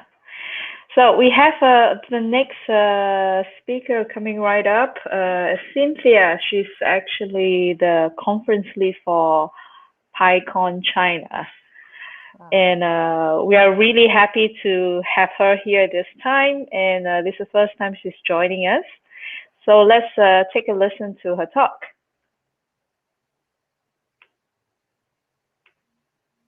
Hello everyone, I'm Cynthia. I'm the organizer of PyCon China and PyLadies China. I work for Microsoft React team in China also. And thanks so much for George to invite me to have a topic on this event. I want to share with you about how to achieve more by contributing to the Python community. First, please let me introduce the Python China user group and PY China Python China user group founded in 2014. We are the non-perfect community and was established by the Chinese Pythonistas. And we want to promote the communication between Python developers in China and abroad. Actually, the most important things that we do every year is to host the PyCon China in different cities like Beijing, Shanghai, Shenzhen, Chengdu, Hangzhou, and other cities. And many other events also held across this year, such as Python Meetup. We host a Python Meetup every month.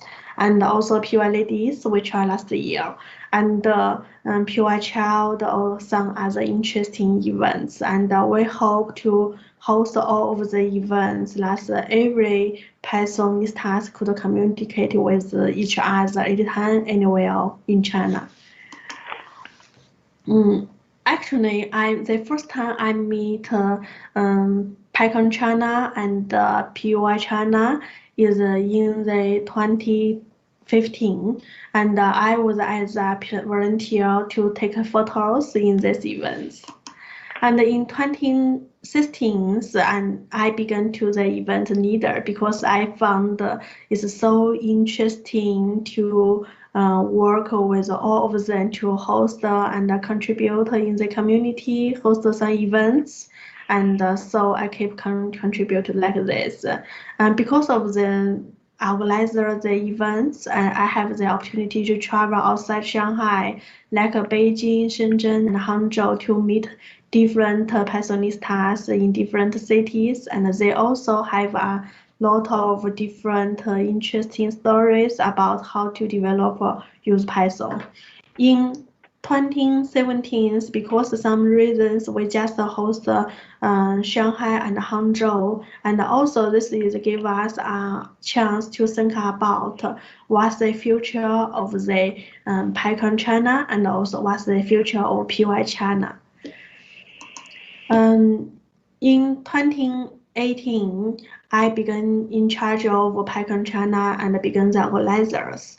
So I wanted to make changes for PyCon China, and lucky I meet another organizers like Mr. Li Zheao, Xu Yin, 然后妙璇，大猫，李 Coco， 昆纳曹，戴少飞 and other guys. Last we think the young, all of them are the young Pythonistas, and they also want to have a different PyCon China also. So we work together and to host PyCon Beijing, and that was about more than 1,000 Pythonistas to join us in last time. Also, because of this times, I noticed how important English is, and I began to learn English. In 2019, the big change is that we get the sponsorship from the PSF, and also get the sponsorship from Microsoft, AWS, Elastica, JetBrains, and other great global companies. This is the first time that the PSF have booths in Shanghai, and to share with us what is PSF do, and we have more knowledge about PSF. And we also think about this, that we need to contribute more to the PSF and to promote the Python, not just in China and also outside of China. In 2020, so we have two big changes. The first changes is that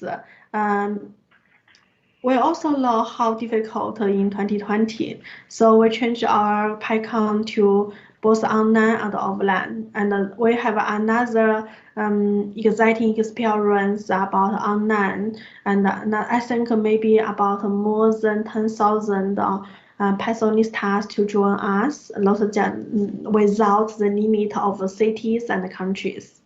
The second change is that because I work for Microsoft, began to keep eyes on ladies and child. So, and I think maybe we need to think about to host some events just for females. So we found, yeah, we have PyLadies. So we tried this first time online, and thanks a lot for the 6 speakers to support with us, and all of them from China, Germany, and Japan. All of the stories about PyCon China and about the community, and also about the role I in charge in the community. I just want to share with you the idea is that in the open source community, you could try anything you want. For example, in the Python community, and sometimes I just have an idea, maybe that is good for the PyCon, or maybe that is so interesting for us, and also maybe that will help us to promote Python, to let more guys to know this language, the great language, and the volunteers will support me to do this, and we face the challenge together. We try our best to find out the solutions. So because of this, we will have a self-value fulfillment, and because of this, we will have a lot of experience, and I think that's totally different in the companies. I always share the information with the young volunteers that maybe your role just the operation, maybe your role just a develop, maybe your role just a admin in the company. But if you want to have an idea to create, and if you want to have an idea to try, you will find the partners or maybe the like-minded friends in the community, and you could try in the community first. And if your project or your ideas successful, you will get a lot of practical experience. That will be support you and give you feedback on your career development. You could find another opportunity in your career development. And I think, to be honestly, for myself also, one of the example is that because I have a 4 years career gap, because I want to have a baby, so I need to take care of my baby. And but because the community and in the past 5 years, we always find the solution how to make the changes and make better to the PyCon China and to promote more about Python in China market. And we're always on the way to find a solution to create some opportunities by ourselves. So my experience and have got a lot of experience from the community. Then I could meet my great job at Microsoft. And I also thanks a lot for my boss Michael. He always support me a lot, and also he encouraged me to keep contribute in the community also. Finally, at the end, I want to share with you that welcome to China. If you have some story about Python development, or maybe if you have some open source project or some interesting things to want to share with us, please connect with us, and we also have strong interesting to share with you about what's happening in China and in China market. And maybe some guys will say that you just speak English and you not speak Chinese. It's so difficult for you to communicate with China Pythonistas directors. But I have other point is that because of the development of AI technologies, and the language is not barriers for us, and more tools could support the translation work. So welcome to join Python developer relevant events in China. And if you want to learn more about what happened in China and in China market, and in China developers, Pythonistas, anything else you think you have still interesting, please email with me, and we could keep in touch. Thank you so much. 谢谢大家。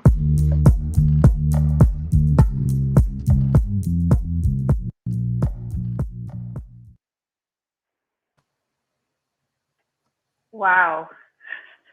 Inspiring, yeah? Yeah.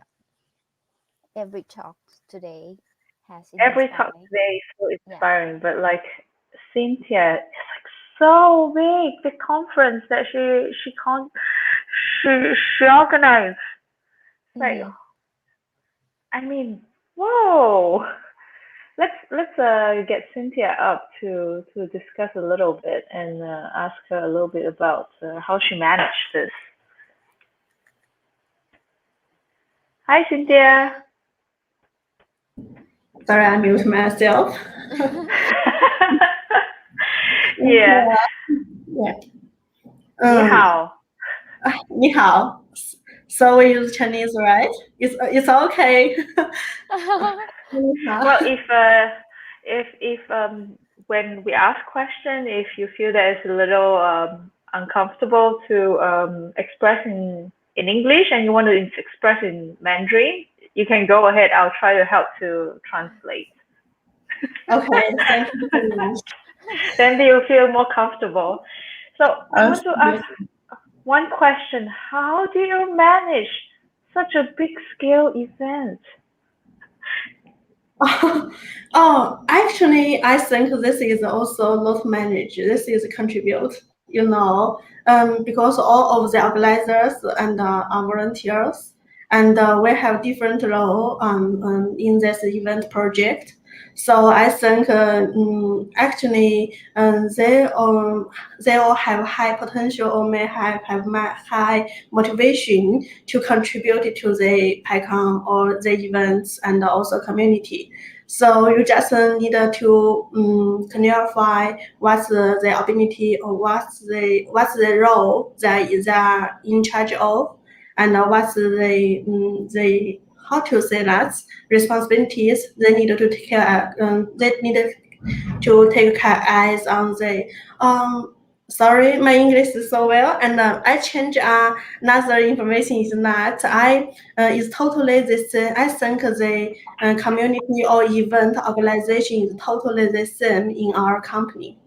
We have a human resource manager, and we have a marketing, we have a operation, Whoa. we have, so different guys focus on different area, and but we just do one thing. That's is for better Python China or Python community. Yeah.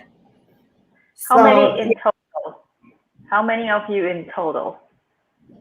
Actually, for every PyCon, I think there are totally about more than 100 volunteers will contribute for this, and for the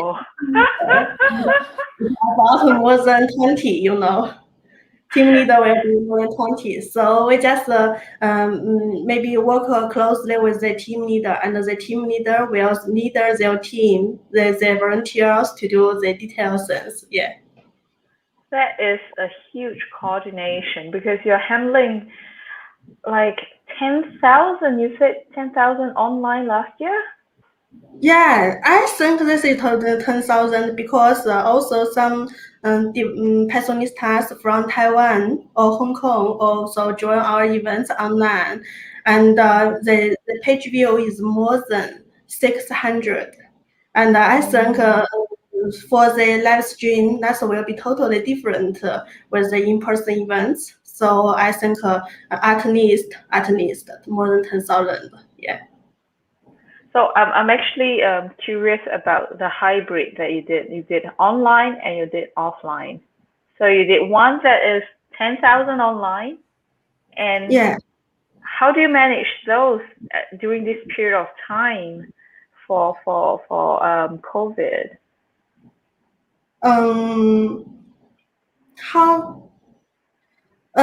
You mean the data? How? Yeah. So I mean like when those, how many people actually attend the offsite event? Because you said you have like online and at the same time you have the offline event too, right? Yeah. I think offline maybe about 300. And because we just have three cities in Beijing, Shanghai, and Shenzhen, and also the government also said it's a difficult time for us. And if you host the in-person events, offline events, you must control within 100. 100 participants. So so we follow this guideline and control the numbers of the in-person events. Wow, that is impressive. I have to say that's really impressive. Okay, we will invite you later on for another talk while we go straight down to Teams talk. Thank you so much, Cynthia, and see you later in a while. Let's move on to the next talk. Okay. It's by Team. See you later. Okay, see you later. Hello everyone, my name is Kavinatira Brusut from Thailand. I'm a senior year aerospace engineering student to Chulalongkorn University. I changed my field of work to developer and I'm currently doing an internship as an iOS developer at ODE company.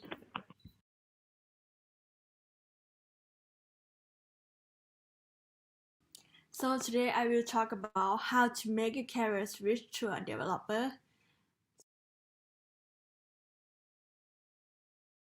So come to the first question, why you would like to be a programmer? For me, in my life in university, actually I'm interested in working in other areas rather than the field that I have studied.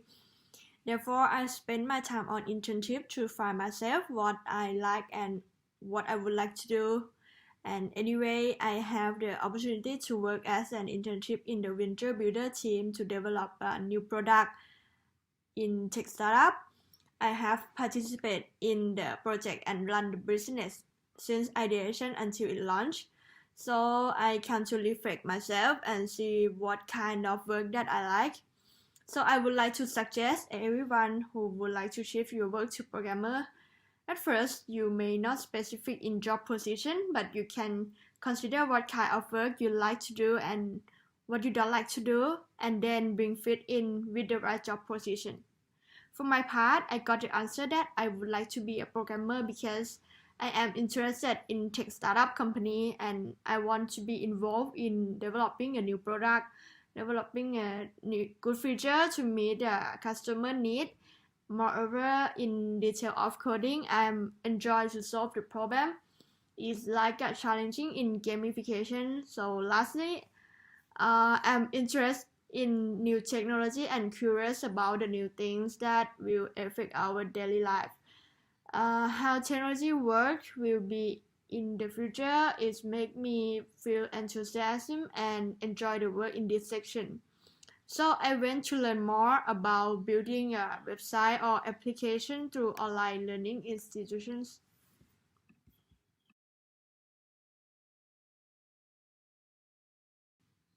Is it difficult to change your field of work and how long does it take? My major in engineering, which is the aerospace engineering, doesn't relate to the programming. So I spent my time for around 6 months during I study in the senior year in university to learn online course and take an internship program. So I start learning the algorithm and logic in the programming using Python, and then learning JavaScript to develop website using React and Node.js framework, which most popular in nowadays. And it's a basic step of the junior programmer or developer.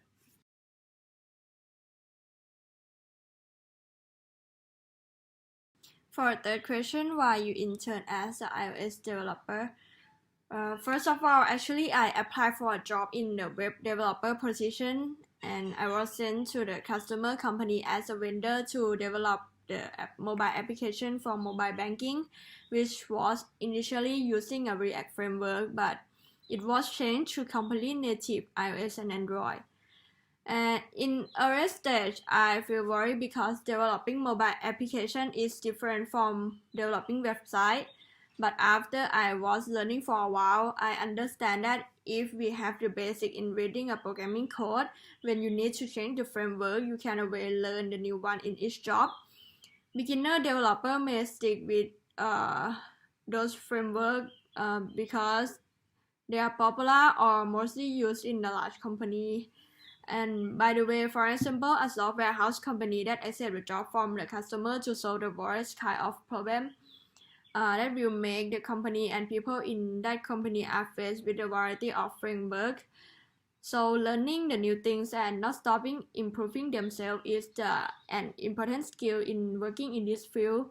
For those of you who don't like the routine and would like to challenging, developing is a great choice because you will meet the new things all the time.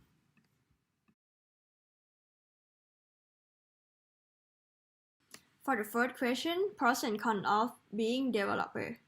In addition to being challenging, what are the cons of being a developer? We need to consider this point first before deciding to change your field of work. In terms of pros, it is a high-paid career and high demand in the digital transformation era. Every business wants to change to keep up with technology and also earn additional income as well. And on the other hand, it's hardworking under stress and pressure. And more than that, as a programmer in technical part, there are many different options or technology for you to choose from, like framework or tools. In my opinion, it can be confusing and it's hard to keep up with all technology going on. What are you doing might have to change and switch to a new one in the next 1 month. You need to keep on track all the time. It's called that you may not be specialized at one thing, but it will be at the level where you can, because you haven't spent time studying that thoroughly. There are new things that need to be studied. By the way, it's always challenging yourself in learning the new things.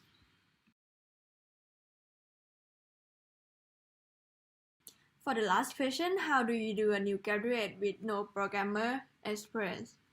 Everyone might conceive that in applying for a job, you must graduate from computer science. By the way, it depends on the company as well. Some company may be specific that if they do not graduate from computer science, they will not accept. But nowadays, there are many companies that provide the opportunities for other faculty or other field can apply for a job in this field. And how to outstanding and being different.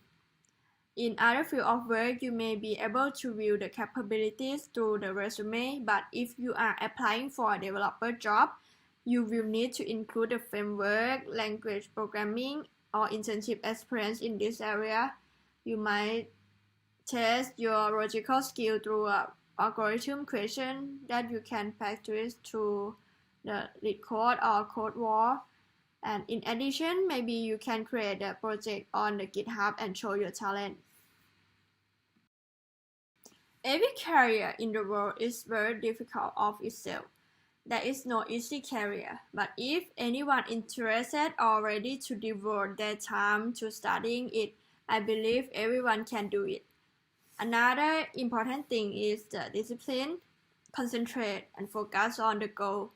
Discipline will allow what you are aiming for. Thank you.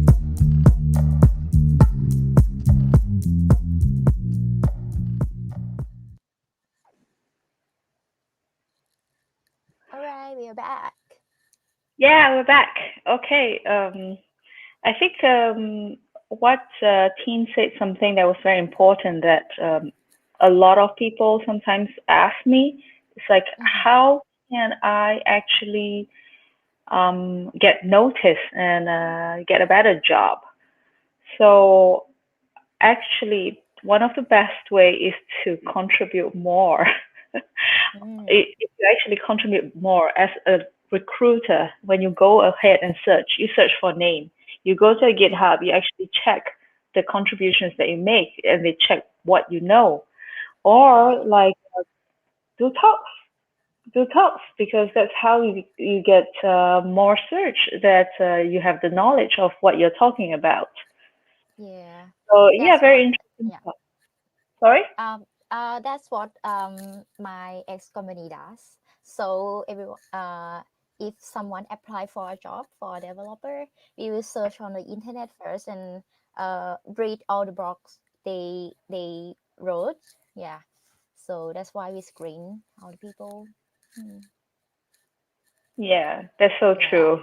Yeah. So remember, contribution, give talks, Yes. do open source community.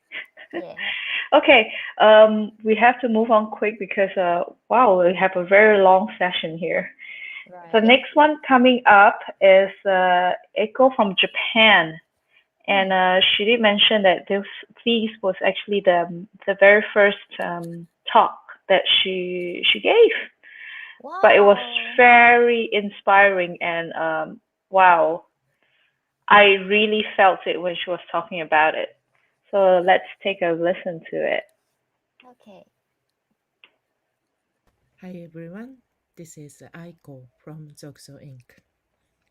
in Japan. Thank you for this opportunity to let me give a talk. Actually, this is my first talk. I'm a bit nervous, but I'll try my best to speak clearly and slowly. Please let me introduce myself and where I work. I have been working at Zoxo Inc. as mainly a customer happiness role for 7 years. We provide a telephony platform and our main customers are in Japan. We support domestic PyCons, Django girls, and overseas PyCons in Asian regions.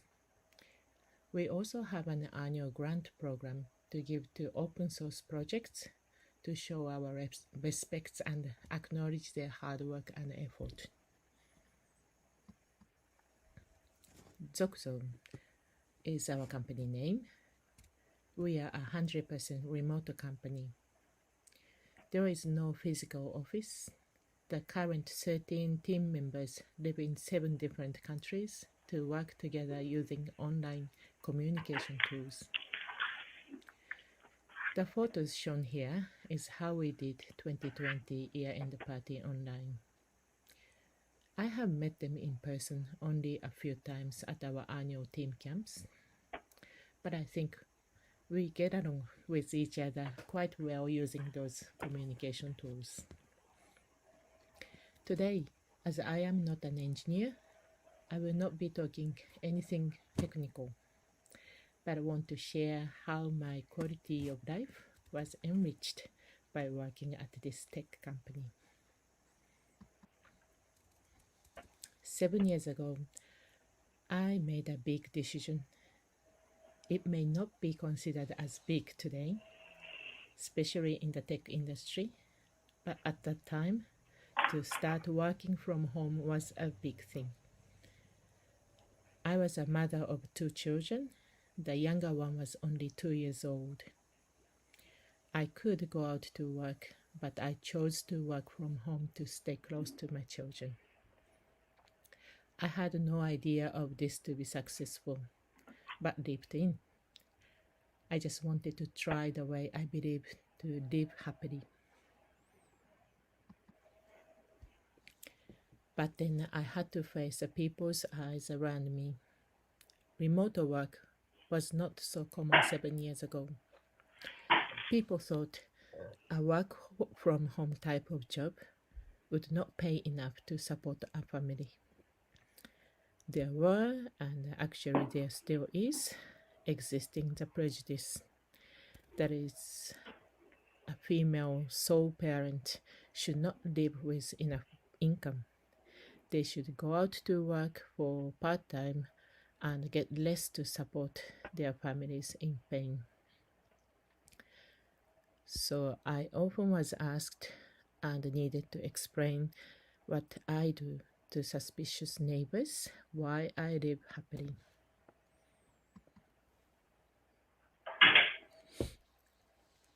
I did not stop working from home though. I found that working from home can save time for commuting, and that meant a lot to me.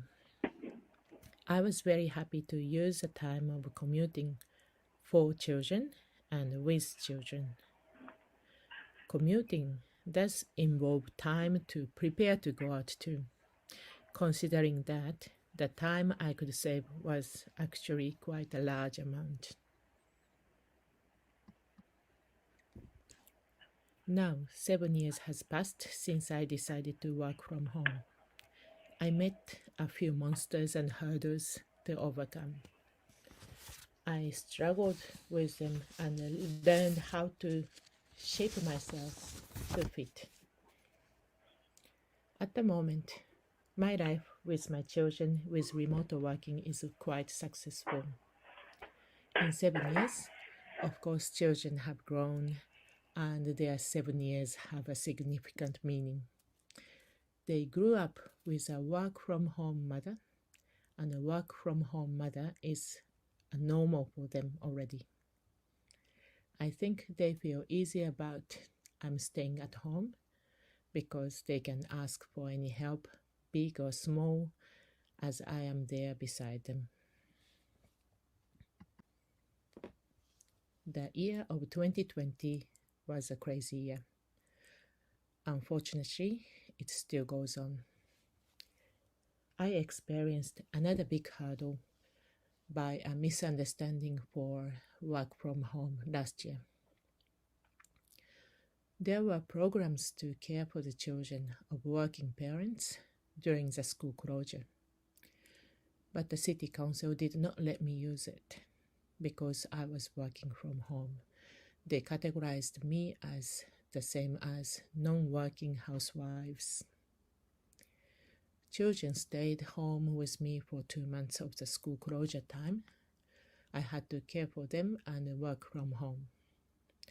I was shocked and sad to be treated like that, but my workplace understanding helped me. I knew my productivity was dropped heavily, but could do nothing else other than just tried as best as I could. Although I felt I was excluded from where I lived, I was comfortable to stay working at Zokso. They included me, even though I wasn't in the same condition as before the pandemic.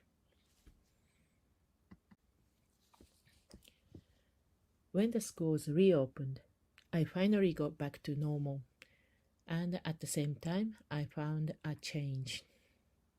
Remote working has become a new standard under pandemic.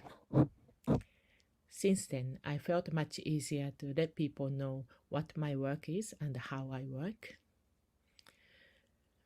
The tiny virus has made this planet an enormous-sized crisis, but it also influenced this work style change a lot and quickly. The spreading speed could be as fast as the infection spread itself. Now let me go back to the beginning. For 7 years of work from home life, I felt quality in my life. I mean, I am so fulfilled to have the best of both worlds, raising children as close as possible, as well as having a worthwhile job at a comfortable place to work. Working at Zokso, I am just myself. It is not at all necessary to be worried about my backgrounds and the conditions that I have no control. I also work with my teammates the same. I look at them as they are, no bias, just they are. I think this is what we call inclusive, and this is naturally how we should be. Although I think my almost half century of life did not show me the working place of this type. I do not know what exactly made us like this, but I just hope we continue to look at each other as comprehensively as we do now.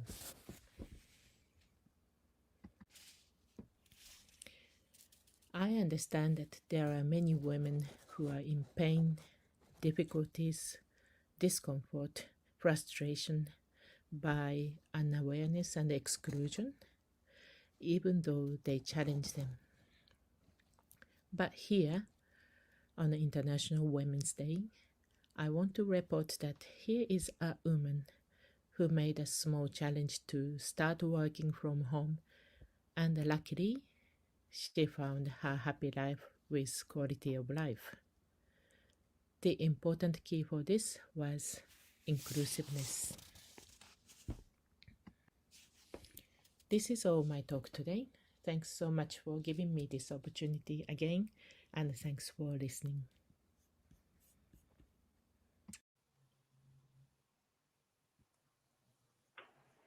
Oh, that's a challenge for everyone.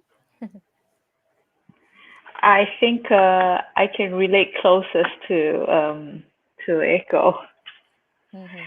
because all the things that she said, I've actually been through, Oh. and it's really hard, especially when you are a woman and you stop working, just like Cynthia.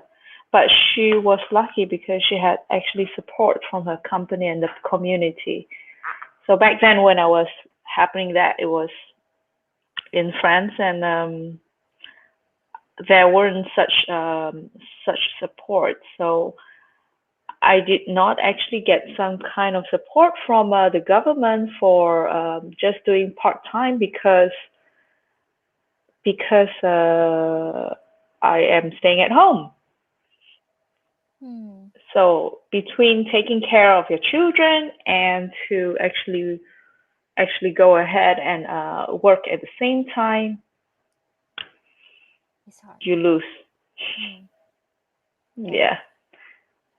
So anyway, we can talk. But I really love about the meaning of inclusiveness, because inclusion is the key. That when you have companies like her companies also, and Cynthia who said about Microsoft, and Chelsea who said about her company supporting their decision, that actually make the person perform way better, and you just help the company to grow too, right? Yeah. Tell them. Right. So anyway, let's go ahead and talk. Look at the last talk before we have a panel discussion by Annie from Microsoft. Hang on, and we are going. Hi, I'm Annie Matthew, and I'm looking forward to spending the next few minutes talking about responsible AI and the crucial role women play in advancing the AI industry. Traditionally, the term artificial intelligence has been associated with tasks that have been associated with humans, which are now being successfully accomplished by machines. Reporting analytics have long been there with organizations, and in the last decade it has advanced a lot, and yet it is not called AI. Artificial intelligence has come a long way, and today it's one of the most powerful tools. And Brad Smith, our Chief Legal Officer, says it well: the more powerful the tool, the greater the benefit or damage it can cause. This innovation is not going to slow down, and the work to manage it needs to speed up. That's the reason responsible AI is so critical today. Now, why is AI at this stage? Why not other technologies? Well, the advancements in AI are different because of two things. One is the pace at which the innovation is happening. Compute is increasing. Storage is increasing. Algorithm maturity, so many different kinds of models are out there for data scientists to use. That's coming out at a very fierce pace. Another aspect is the proximity to human intelligence. It's getting closer and closer to human. The amazing work that's been done at Microsoft Research actually gave us these results. In speech recognition, we achieved human parity. Machine translation, conversational Q&A, object detection. And when we say human parity, it means that, for example, if it's in terms of voice, if you hear two audio clips from a machine and a human, you will not be able to make out the difference between the two as to which is human and which is artificial. So these two things are also impacting us at a personal and a societal level. Now imagine the amount of impact or the vast significance of AI algorithms that can have on us.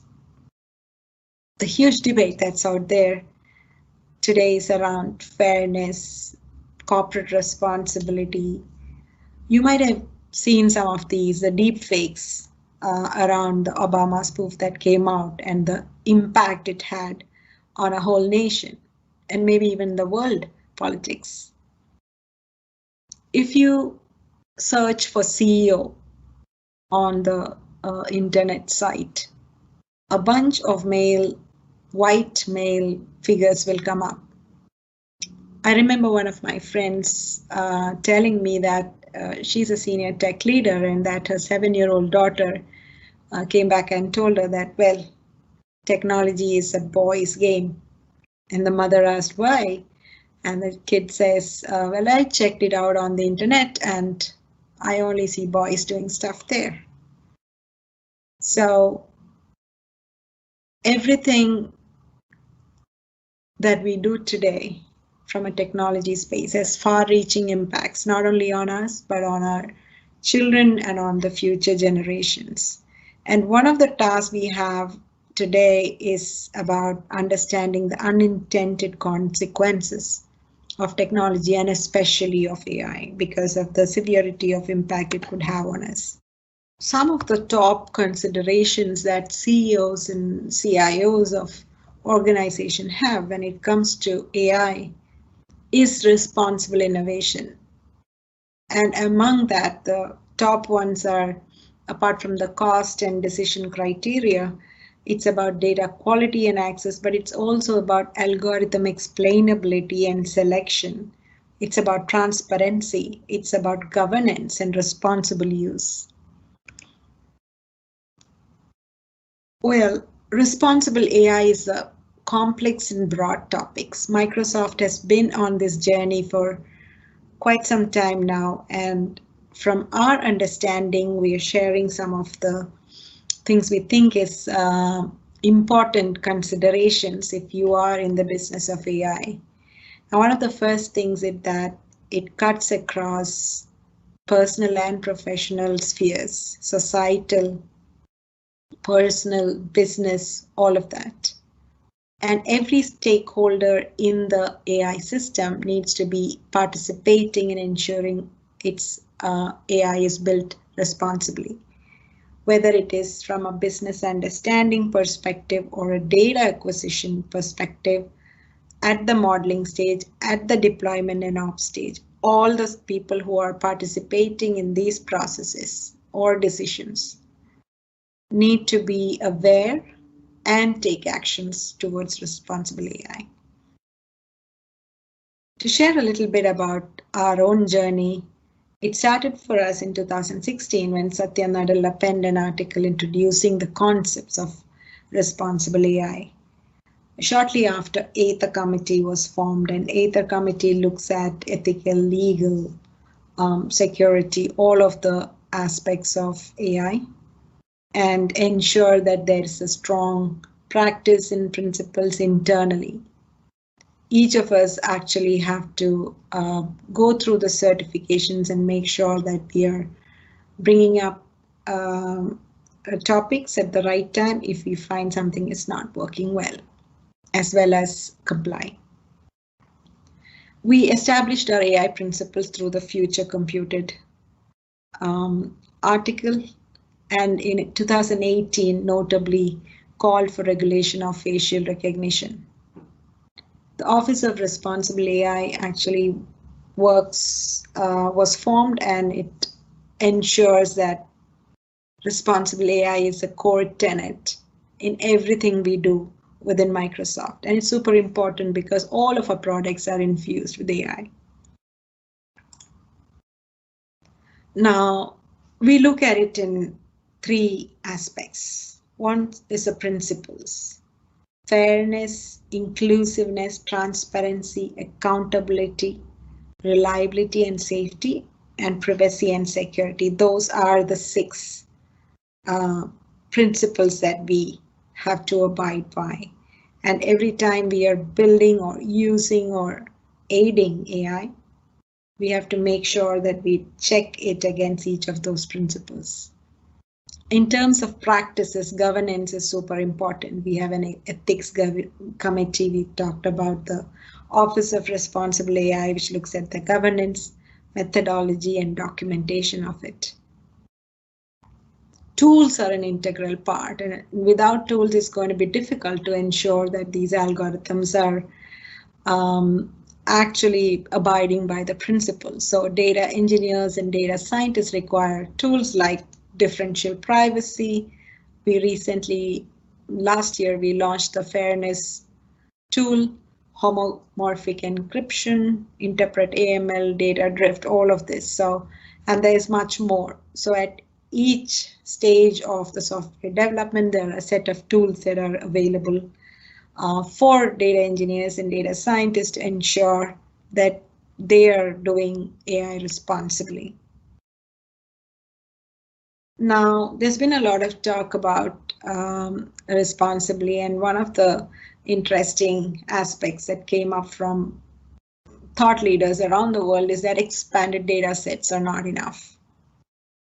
And part of the reason, and that's a common misunderstanding, the minute you think about fairness or removing bias, you think that, okay, I need to make sure that I have enough data from all races, all religions, all kinds of demographics. But the interesting piece is there's been a lot of study going on about it. And one of the interesting pieces was Fitbits and other wearables. They don't accurately track heartbeats, heart rates in people of color. So it is not just enough to make sure that you are getting white and non-white audiences data also in, but also check whether the technology underlying is actually relevant to these.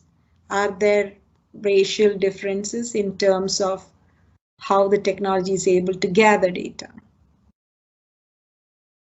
Similarly, clinical trials in healthcare and the need, this is an accepted piece, that there's a need for diversity in the clinical trial populations.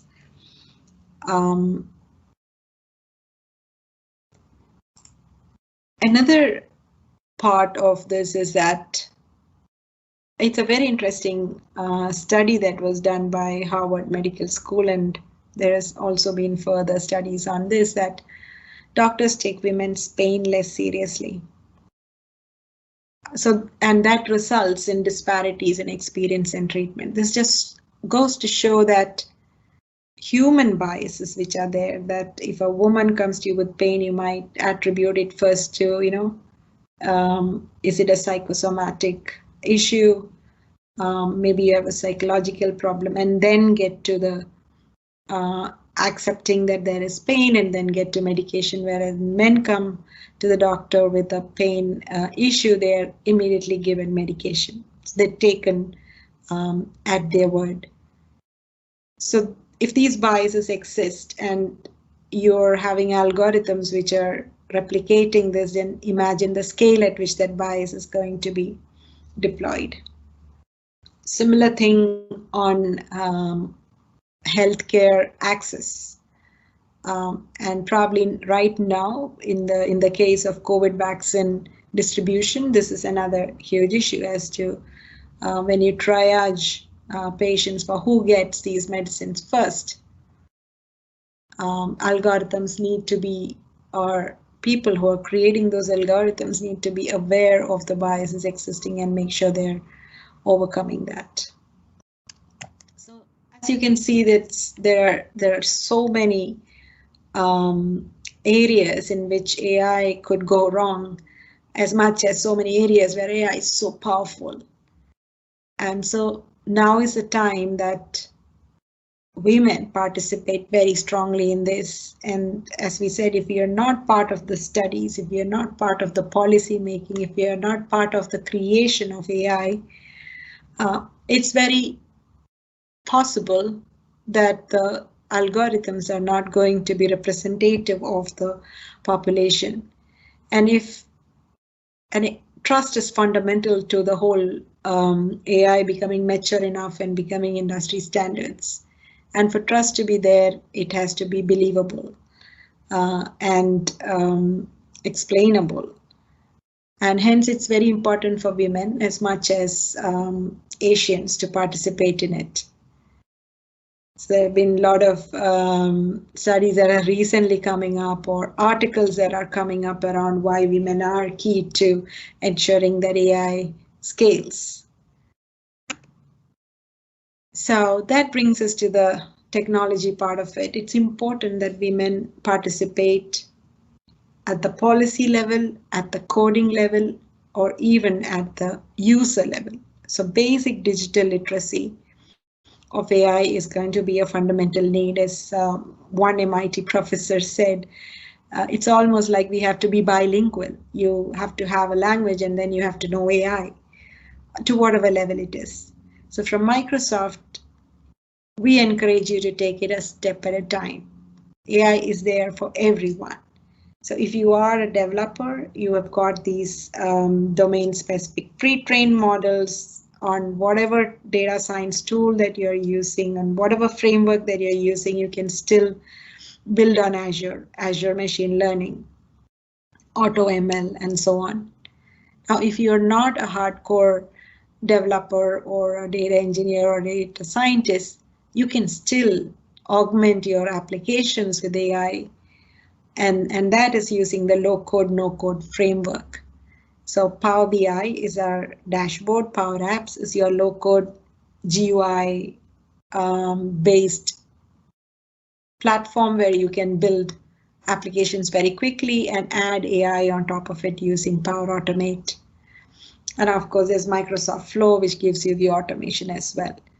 So whatever edge of the spectrum you are, whether you are a beginner, an expert, you don't want to code, you want to code, there is AI for everyone. Right now, we are sponsoring a Women in AI program. So scan this QR code and see if you have a workshop near you. And this is to get more women who want to be data engineers or data scientists to get certified and get into contributing to AI at various levels. So with that, I'll end, and I look forward to chatting with you again online. Bye.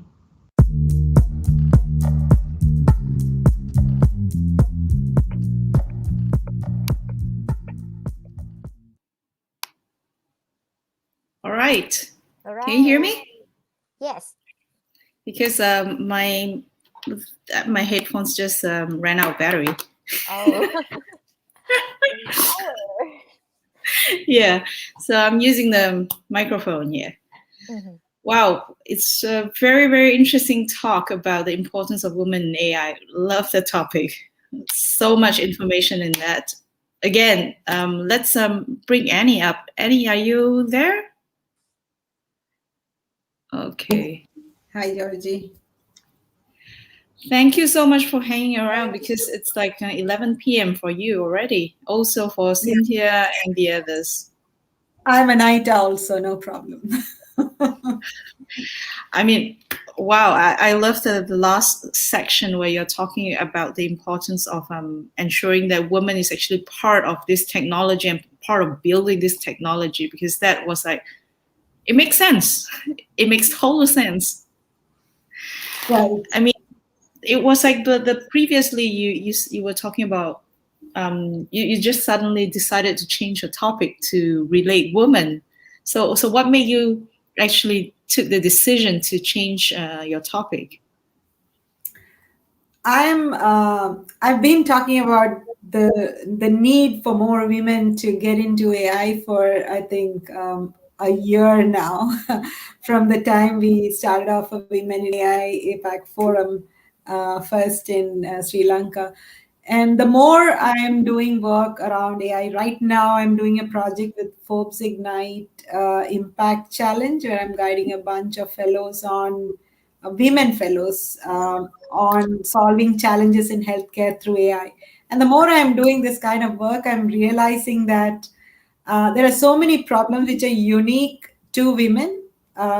One part is the representation in the general problem. The other part is problems that are unique to women. And those can get solved only by women. So it's such a no-brainer that women need to be a part of this. So the more you think about it, it's like we just need to get everybody along. And maybe many people are hesitant just hearing the word AI and they associate it with some rocket science, but it isn't really. And there are all levels. If you want to go into the rocket science level, you can. But there's the real opportunity lies in the long tail. A lot of women participating with sufficient knowledge, not the really deep expertise. I think, yeah, I agree totally with you that people has the misconception that AI will be really difficult to get through, and it's like how many years of studies you need to go through before you can actually attain that level.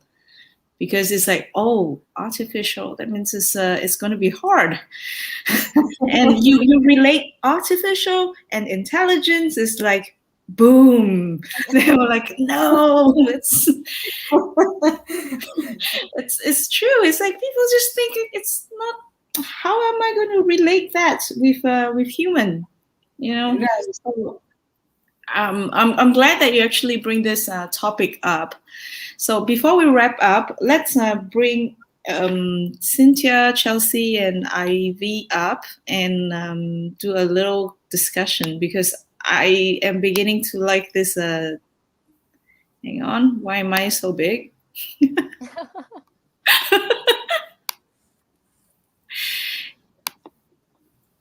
Hello again, everyone. Okay.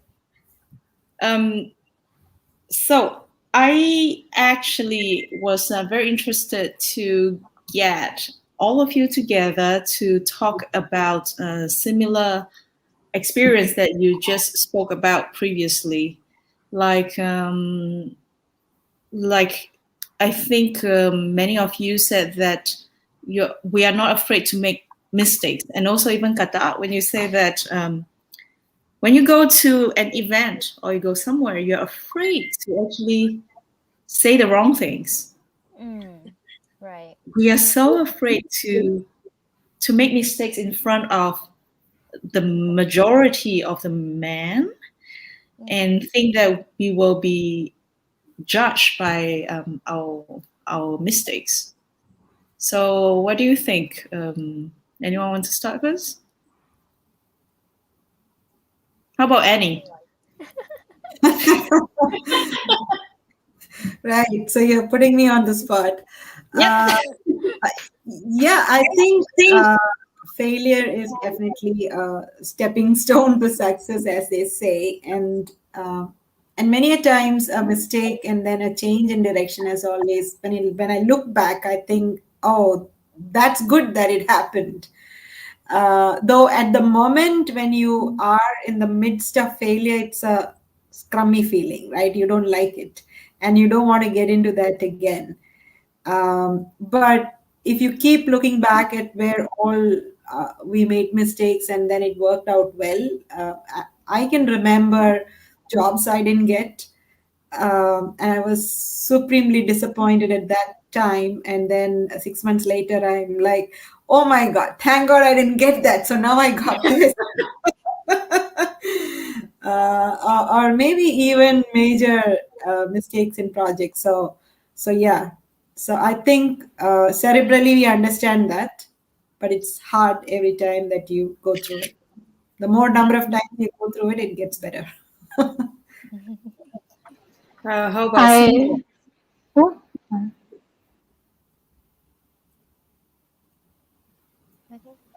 Cynthia? Cynthia?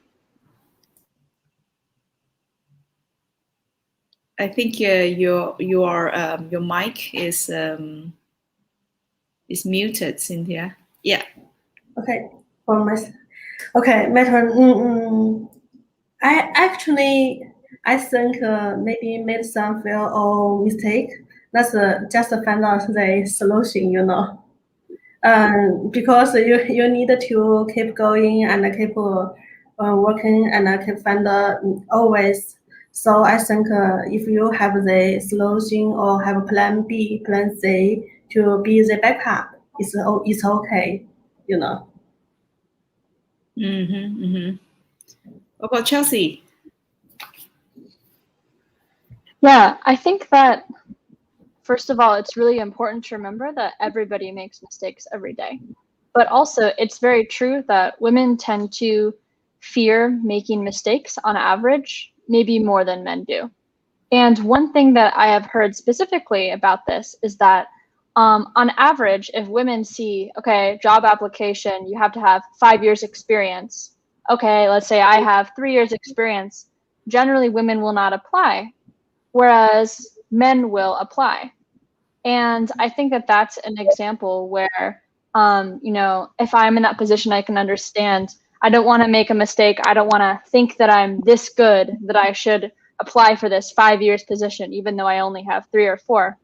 And it's really just accepting that you're going to make mistakes. You're going to put yourself in positions that seem scary, and that it's for the best. And I was thinking when Annie was talking about how making mistakes, you know, in the world of AI and machine learning is just training your data set.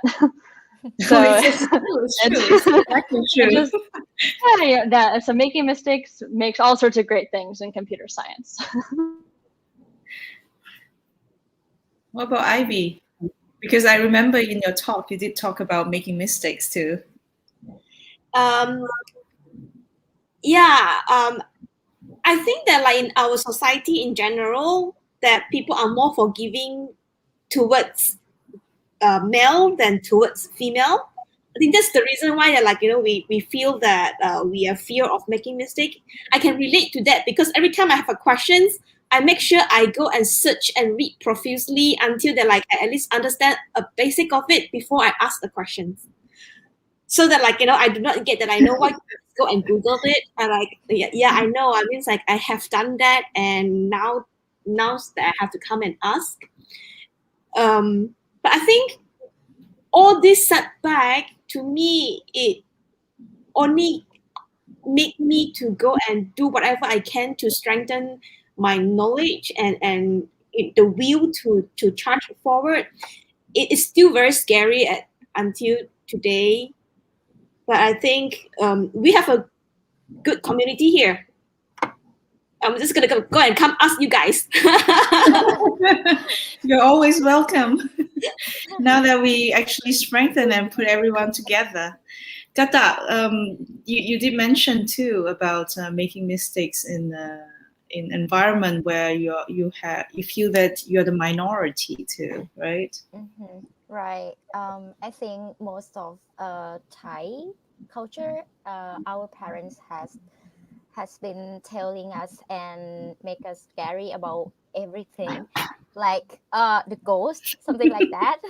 Yeah, we have put that information to our brain since we were young. Yeah, so that's why many Thai, especially for women, scary of everything before making a question. Yeah. I believe that is also part of some kind of culture that actually affects us in the not to actually have the courage to actually speak up, to say that, okay, you should just wait until you have experience before you actually step up and say something. And sorry? It's not just Thailand, it's an Asian culture, I think. Yeah, I think it's an Asian thing. Yeah. So anyway, another question that I would like to ask is also because I saw a lot of you talk about the support that you have in your company. Like Chelsea talk about your choice of moving and because of your company actually allow you. Oh, she's gone.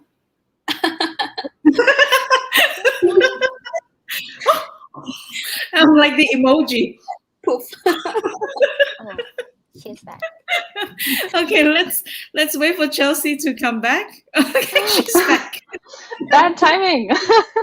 Internet cut out. I was about to do the emoji. That's funny. Can you repeat the last part? Yeah. I was talking that you were referring to, we were talking about your choice of living in Thailand actually your company allowing you to make that choice. And like also Cynthia too. So I would like to ask, like, let's start with Chelsea. Yeah, remote culture in the software world, I think, has been a very important part of being inclusive, because what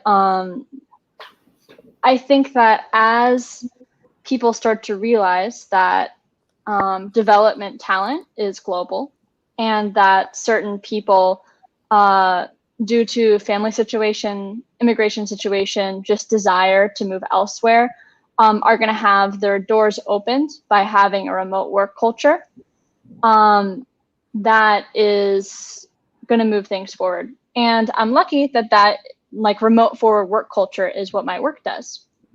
And so I've been very lucky to be able to be supported in working remotely. And I know that during COVID, of course, it's been a very hard time for a lot of people in the world. Many Thai industries, many U.S. industries, but one silver lining that I think is coming from it is the acceptance of working from home as an option. I know lots of people who would be much happier in the office for sure, but I feel very happy to have made that decision. Mm-hmm. What about Cynthia? Because you did mention like when you had a decision to have a baby, and you had 4-year gap, career gap. You did mention that the community support you and Microsoft actually support you too. So I think that's a very interesting topic too.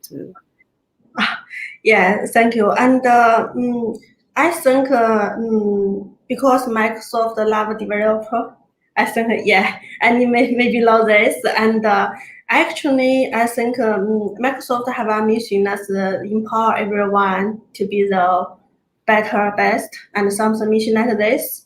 And in China market, we also have 2 words in recent years, is that open source, community, and totally just focus on develop. I think for so, and Microsoft is a company that's to try their best to empower and to contribute to the community. And I think one of the community is the Python and the PSF. And what we do and what they support is not. It's so difficult for us to host the in-person events and to find the space and to find the work and also maybe some other things, support sponsorship, something like this. But for Microsoft, they have a project. This is why I choose Microsoft is not. They have a project like Reactor. And this project that's offer a free space for the community, and also free work and free lunch or some other totally the community to come to our space. They just need the speaker and also everything is free. Right? Everything is free in Microsoft. I think for this part, we just want to contribute to the community, especially the open source community, like Python, Ruby, and some other, totally the open source community. And then, all of us is volunteer. We not get pay from the community. And I think, so if we host some events for the community, we not take the money from the audience or participant. And so it's so okay for Microsoft to sponsor like this kind of events. And I think when I find this job, I think it's one. Because in the community, every time we want to host a Python meetup, it's so difficult for us to find our spaces for free. And it's so difficult if some speaker travel, and that's why we can't sponsor them, and we need to pay by ourselves. So yes, and actually, yes, I think this is why. So Microsoft is so great. a great company. And so actually, this is the first time now I know that we also have AI involvement in this project. I think maybe Thanks to Annie. yeah, I will learn more from Annie. Is that maybe we also could do this in China market also. Yes. So I By think the way, for everyone who's actually watching right now, we are not sponsored by Microsoft. It's just by chance that both of them work in Microsoft. Okay. Yeah, and stop here. That we are not sponsored by Microsoft. This is International Women's Day that is set up by PyLadies. Yeah, I totally love this. So as you think about this, and I also think why this is lots of marketing work and the PR work. But also, I just want to show you we have some other resources for choice if everyone need. And this is also why I want to contribute to community, and also is why I want to stand out to say Microsoft is a great company. You know, actually everyone know in communities so difficult and not so good for us to talk about well what company you are coming and what company is you know, this is for marketing work, not for ecosystem, not for develop. Yeah. Cool. So how about Ivy? When you talk about like environment, have you been to an environment that actually support what you actually do? I've never asked her where you're working right now. I work in a blockchain company now. The company is distributed now, so we do not have an office, so everybody work from home. It started for me. It started like sometimes in 2019. So we are kind of like ready by the MCO, which is the movement control order in Malaysia by the COVID hit. So we kind of like ready for it because like we are not working in the office anymore. So basically, I'm liking the way I work now because it's like, I don't have to spend time to travel because I base in KL and the traffic can be quite crazy. So I travel to my office for about like 15 minutes if no traffic, but with traffic it can come out to be like an hour. I think in Bangkok is kind of like the same nightmare. Yeah, that's true. It's like, I think it's the good decisions to just work from home for, especially for in our industry, that sometimes we need that kind of like me time to really like get into like almost like a trance situations to get to what you work and concentrate. So yeah, I do think that is a good situation. Annie, how about you? Do you have like the kind of like your family situation that your company totally understood and just be flexible enough to allow you to your family life to continue in however you want it to be? Yeah, in fact, I've been working from home for 15 years, maybe, or so. Wow. So before Microsoft, I was working with BlackBerry, and I was hired for Mumbai. I was in Hyderabad. These are two cities in India, one on the west coast and one on the east coast. And so I got the job, and then I said, no, but I don't want to move from Hyderabad. And they said, okay, stay where you are. We'll set up your office.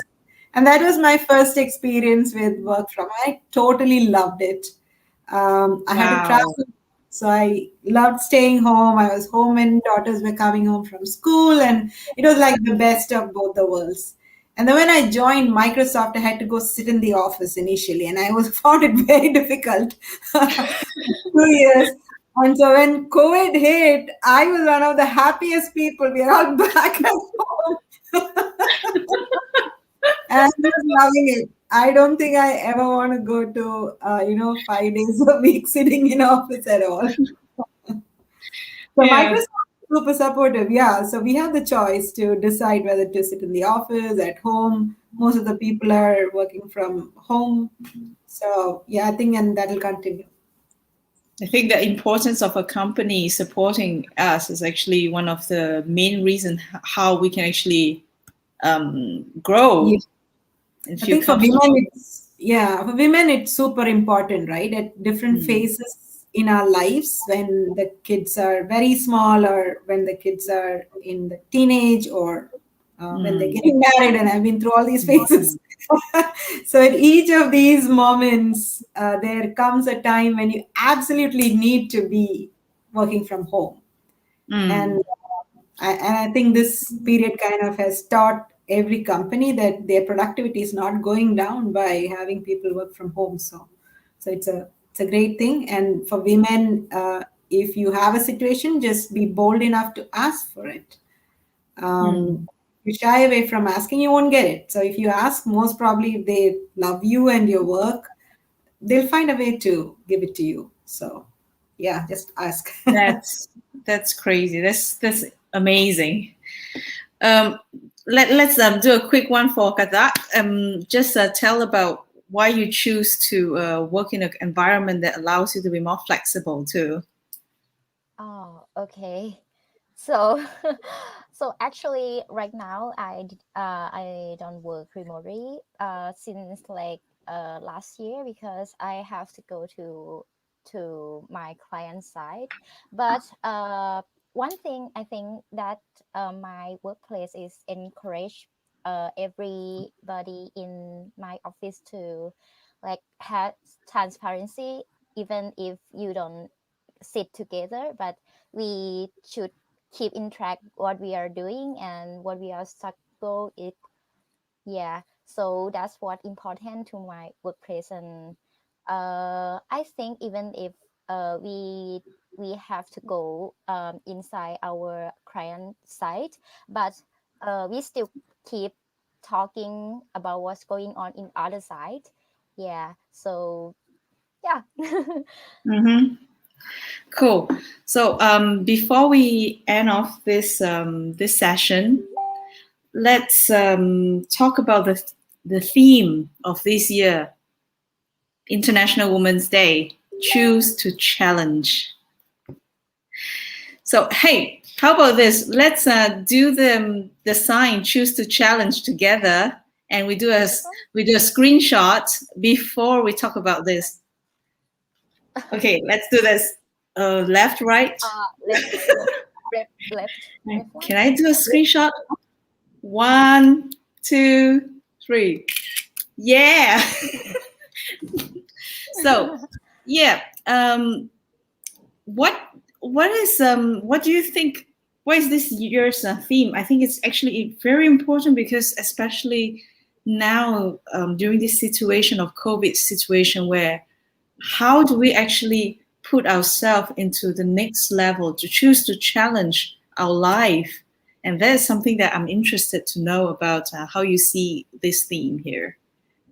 Let's go by Ivy.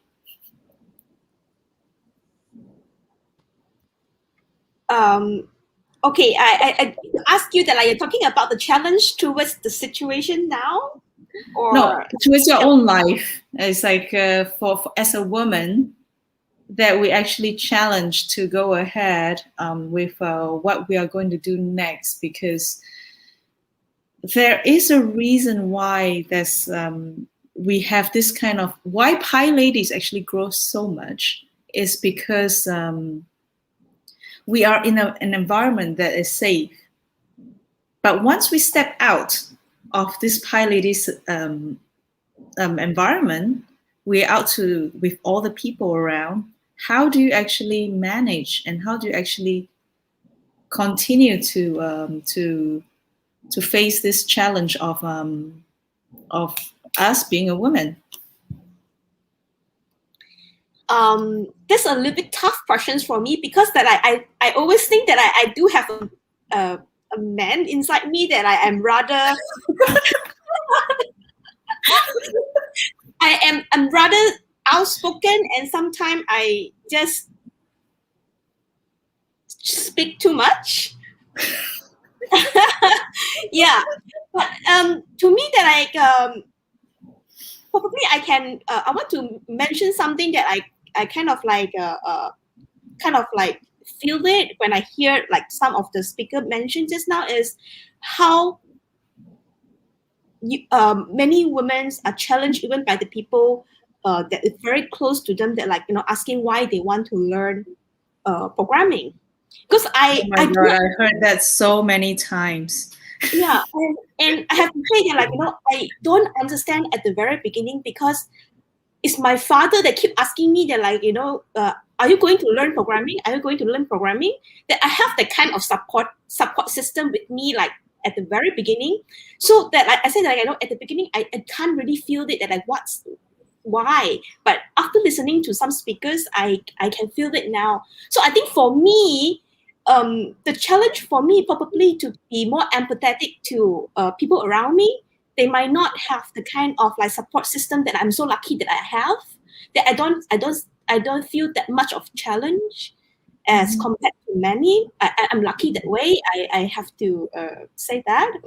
So I think for me the challenge would be to be more empathetic to my fellow female in this environment, just to help out each other more. Yeah, it's something I don't see it before today. I mean, I'm so glad I don't see it. Yeah. So you must be glad that you're part of this event today. Yeah, I am. Seriously, I am. It just helped me to see from a different angle that I know that I'm so lucky. Wow. Yeah. Yeah. How about Chelsea? When I think about choose to challenge, I'm thinking about choosing to challenge myself about challenge what I assume I know about myself. So I did not, when I was in high school, I was never into computer science. I was never into math. In university, I studied economics. I got my start in computer science through doing research in college.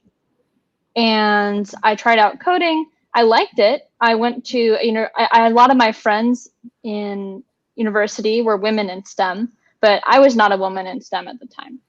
And a lot of that was just because I thought about what I assumed that I knew about myself is that I was the person who really liked to do. I was really into writing. I thought I wanted to be a journalist for many years. And I think that it took graduating from college and a bunch of different parts of my life for me to really have the courage to challenge what I thought I knew about myself, because I thought of myself in this one way. And I realized that I could be that and also be into software engineering, into programming. And so I think that that's something I have to remember. And like you were talking about, people always asking you, wow, you do computer science? Are you sure you want to do that? And I think that I have been lucky to have a good support network. But people that have known me for many years, they still ask me questions that I think they don't realize that they mean to be supportive, but it's more of a question of someday you're going to go back to being a journalist, or what you wanted to do when you were 16 or 17. And just the assumption that someday I'll go back to that, when I think that I really like this career path. What's wrong if you want? What's wrong yeah. if you? It's change? and also, and people for some reason assuming that software engineering isn't a creative or fulfilling field. It's something you do for money. It's not something that you can really enjoy. It's just boring all day on the computer, when it's definitely the opposite. So I think that I've really found a lot of enjoyment in my career through majorly second guessing and majorly redefining what I actually like, what my interests are. And so I think that sort of non-traditional entry into tech is in a lot of women. And I know a lot of women who enter software engineering coming from a non-traditional backgrounds. And so I think that sort of challenging yourself, what do I like? Am I sure that I like that? Am I sure I don't like that? Have I ever given that a try? Is super, super helpful, particularly to women who are maybe interested in tech. Right, interesting. How about Annie? Yeah, so I choose to challenge myself to say, oh, well. Uh, and I'll tell you what is oh, well. This is something I heard very recently from an author, Sally. Now I don't remember her last name. She's written a book on women to rise, something like that. So she was saying about the fact that we women in general are not kind to ourselves, and that we should start being more kind to ourselves, whether we make a mistake or whether we miss something or something. And she said this very interesting story, and this OL stuck to me. This was about another very famous author who was sitting with her, and they were discussing something. And it was about 5:15 or so, he picks up the phone and says, oh, well. And then she has what happened. And he says that, okay, at 5, I was supposed to call the CEO of Ford or some big company like that, where he was going to get a consulting assignment. And she was like, and that's all the response he had. Oh, well, he just lost a major deal. And then she spoke to him about it and realized that he was like, okay, I've done it. So now what? Let's move on. It's okay. I'll make some like that. I'll make some. I'll lose some. It's okay. And I've started practicing that. And the few times that I. Oh, well. Oh, well. Yeah. So the few times I really did imbibe it fully. It's not enough to just say that and still feel tensed. You really need to imbibe that and feel comfortable with it. I found it's terrific. I mean, it's just, I think it's the biggest discovery for me in this year. So the challenge to myself is to say, oh, well, when I've really screwed up. Simple and straightforward. Yes. Let's see if I can do it, though. You should try it too. Cynthia, what about your what will you choose to challenge this year?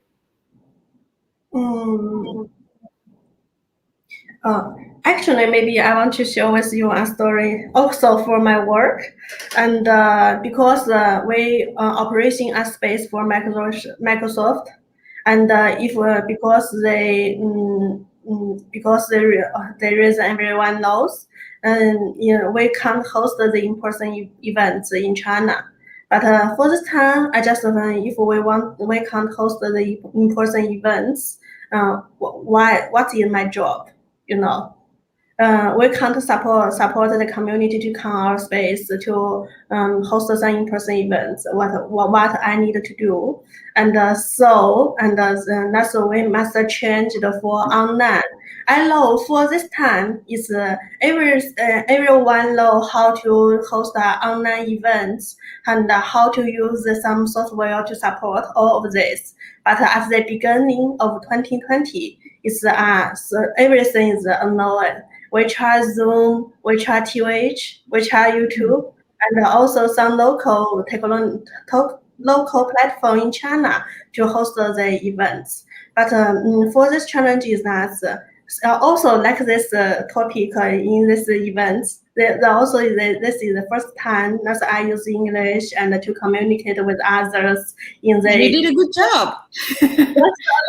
Thank you so much for the opportunity. But I think it's everything new for me, and I needed to try, and I needed to face, and I needed when we got this skills. That's the way. Yeah, it's so good. But if we not got the skills, we just needed to try again. Thank you, Kata. Before we close, let's. So I'm the last one. Yes. Okay.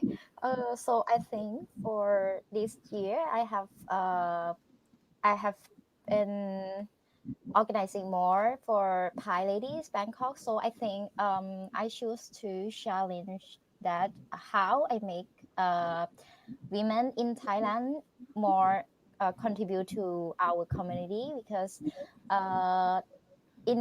especially from for this year that we have a COVID. So I have been like organized the PyLadies with the CFP Global Diversity CFP Day, and no one attend. So I think this year I will empower more women to join this community, and Don't worry, we will help you. yeah. So I hope you all help me. We will support you. Yes. Yeah. So before I Thank you close very off, much. my choose to challenge is very simple because I realized that a lot of teaching methods in programming is actually meant for men. It's not very scoped towards the thought of females. So I'm trying to humanize technology and not digitize humans, if you know what I mean. Because I think we are making machines look more like human, but at the same time, we forgot that we are still human.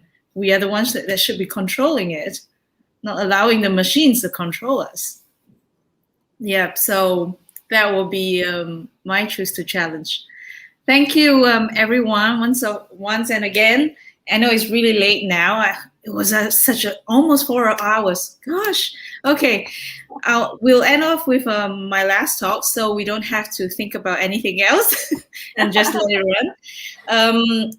Have a great International Women's Day, and thank you so much for attending and to be part of this event. I'll see you next time. Bye-bye. Thank you, everyone. Bye.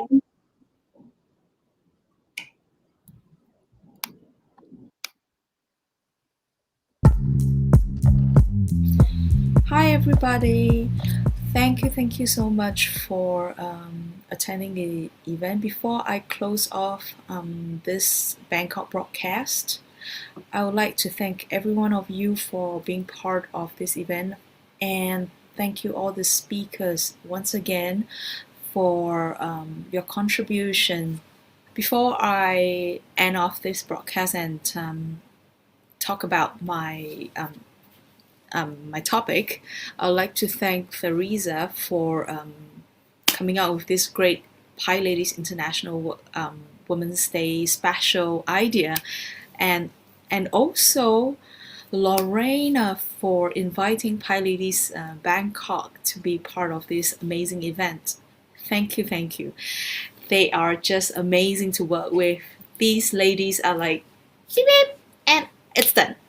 So I love working with them, and looking forward in future to work together more with them.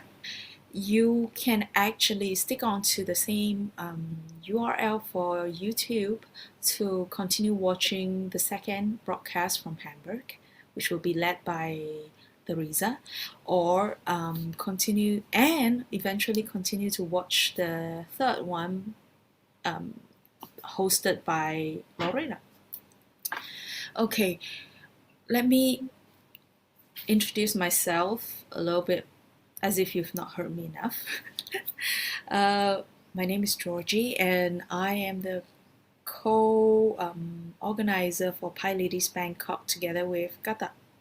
I'm also the conference lead for PyCon Thailand, and we are proud to be hosting PyCon APAC this year. We have an amazing team that's coming up, working together. So if you actually are interested to join PyCon APAC that is coming in November this year, do check out this website here and to get more information. Now, let's start with my talk. Okay, I'm good to go. Okay, so let me bring you to the scenario. Say, for example, when you walk in a market and you actually see a fruit vendor selling fruits, of course, and suddenly it drew your attention that she's selling this mango that was humongous, it was huge, and you're like, but what is that? It's not the size that you know how the mango looks like. So chances are you're going to pick it up take a look at it, either buy it back, and if it's too expensive, you just pick up your phone, take a picture, take a selfie, and post it on Instagram. Or if you actually see someone selling eggs that is this color, and you go like, oh, what is that? Is that edible? Or sometimes when you come home with a box of strawberries and one of them actually look like this, that looks a little bit like an elephant, or a tree that has a trunk that looks like a face that's unique and different. All these are so Instagrammable, and I have to admit that I myself do the same thing too. When I was in Japan, I saw this leek that has a leek of its own. It's different, it's so unique, and I took a picture. So we are curious, or we will be fearful when we see something that's different. I used to live in a little village in France called Chantenay-le-Vieux. It is in this region of La Sarthe, and this tiny little village has about 500 inhabitants. So, of course, me being the only Asian that is in this village, I am the only person that looks different.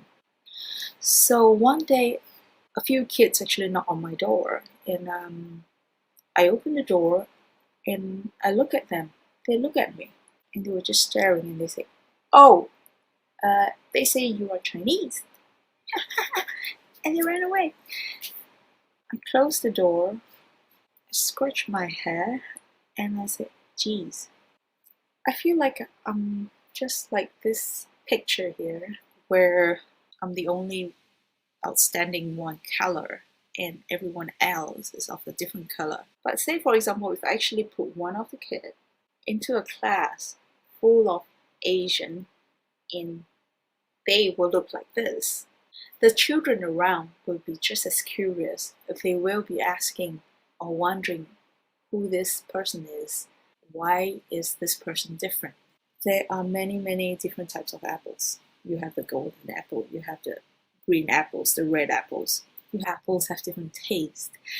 Different apples are just different. And you also have apples that has cross colors. What about apples that is out of shape, different? In supermarket, usually, if they actually see apples like that, most likely they're not going to sell it or put it out in the public for sale, and they'll throw it away or give it to their own self.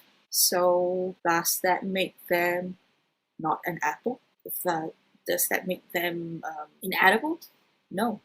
The truth is that they're just still apples. So how do we actually switch when we see something different from fear into curiosity? If we actually look at the perspective, like how the children came knocking on the door, they are just naturally inquisitive and curious about me because I'm different. They are not judgmental. They are just wondering, why am I different? Of course, I'm not saying that we are going to go knocking around doors of your neighbors who look different and say, "Can you explain to me why you're different?" But what I'm trying to say is that when we actually look at something that's different, we can actually accept the difference and look at it with the eyes of curiosity.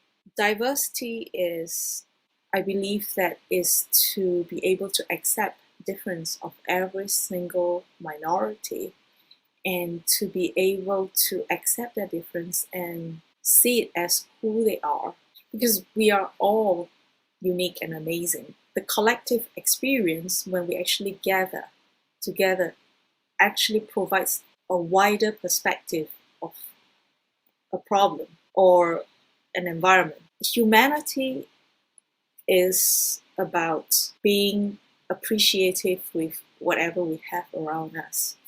We like to classify things. We like to sort things out in shapes. We like to sort things out in sizes. We like to classify animals into different sides, like 6 legs, 4 legs. cold-blooded, warm-blooded mammals, animals, insects. If you study biology, you will realize that not everything can be classified because nature does not allow us to be classified. We as human beings are part of the nature and we couldn't be classified specifically. So, like the nature, like the forest that you walk or the nature park, you can see that they all blend together and you say, wow, this park is amazing, this park is beautiful, because it's a combination of small little plants, flowers, shrubs, trees, every single thing, and the nature embrace the difference. It is important for us as human beings to embrace the difference, to learn the difference between different culture, different thoughts, different religion, different gender, different race. There is no single solution to a problem. Let's talk about coding. We are all conscious that there are more than one solution to a problem. So that doesn't mean that the fastest one could be the best, or something that's coded in one language will be better than the other, because both of them provides the solution. We just have to accept that everything is different and it could be feasible.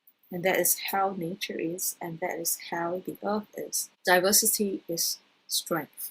Diversity provides a wider perspective and it encourages us to think differently and outside the box. So say, for example, if we hire someone from with experience, with a certificate, a computer science certificate, and we say, well, because he studied something related to computer science. But what about those who actually learn online themselves, who actually are interested through motivation and they actually pick that up themselves online? Are they less capable than the other person? But they learn in different ways and they see things in a different perspective. And also some people who will think like, oh, if I hire someone who has experience working in a big company, since we are a big company, it will actually make things easier for us. They will know how things run. Have you actually seen that certain problems and certain solutions, if you hire someone who is actually a freelancer, who is faced with several mean competitors around, this person could actually know how to hustle the way through and succeed. So could they actually solve better than the person that works in a large company? When we actually accept diversity, mean that you have to be flexible, you have to respect, and also to provide a safe and learning environment for the person. I believe that providing a comfortable and safe environment is actually the key to make diversity happen. Just like PyLadies, if you have actually heard previous talks from Lorena that she interviewed, Carol and Naomi, you can see that why did PyLadies grow and expand so well despite the number of people and number of chapters that are in this community? It is because PyLadies allow everyone to grow. When you are in PyLadies Slack channel, even if you are new and you want to ask a question about something that you are not sure about, there will always be someone helping. They will not be judgmental, or they will not put an emoji of a laughing face telling you that it's hilarious or stupid, the question that you ask. When we have an environment that allows us to be who we are, we get better and we perform better. It's not only for the person, for the individual. We grow as a whole together as one. Python Software Foundation has its own group called the Diversity and Inclusion Working Group. And this is created by amazing Teresa. If you're interested to know more about diversity and inclusion work group, you can check it out.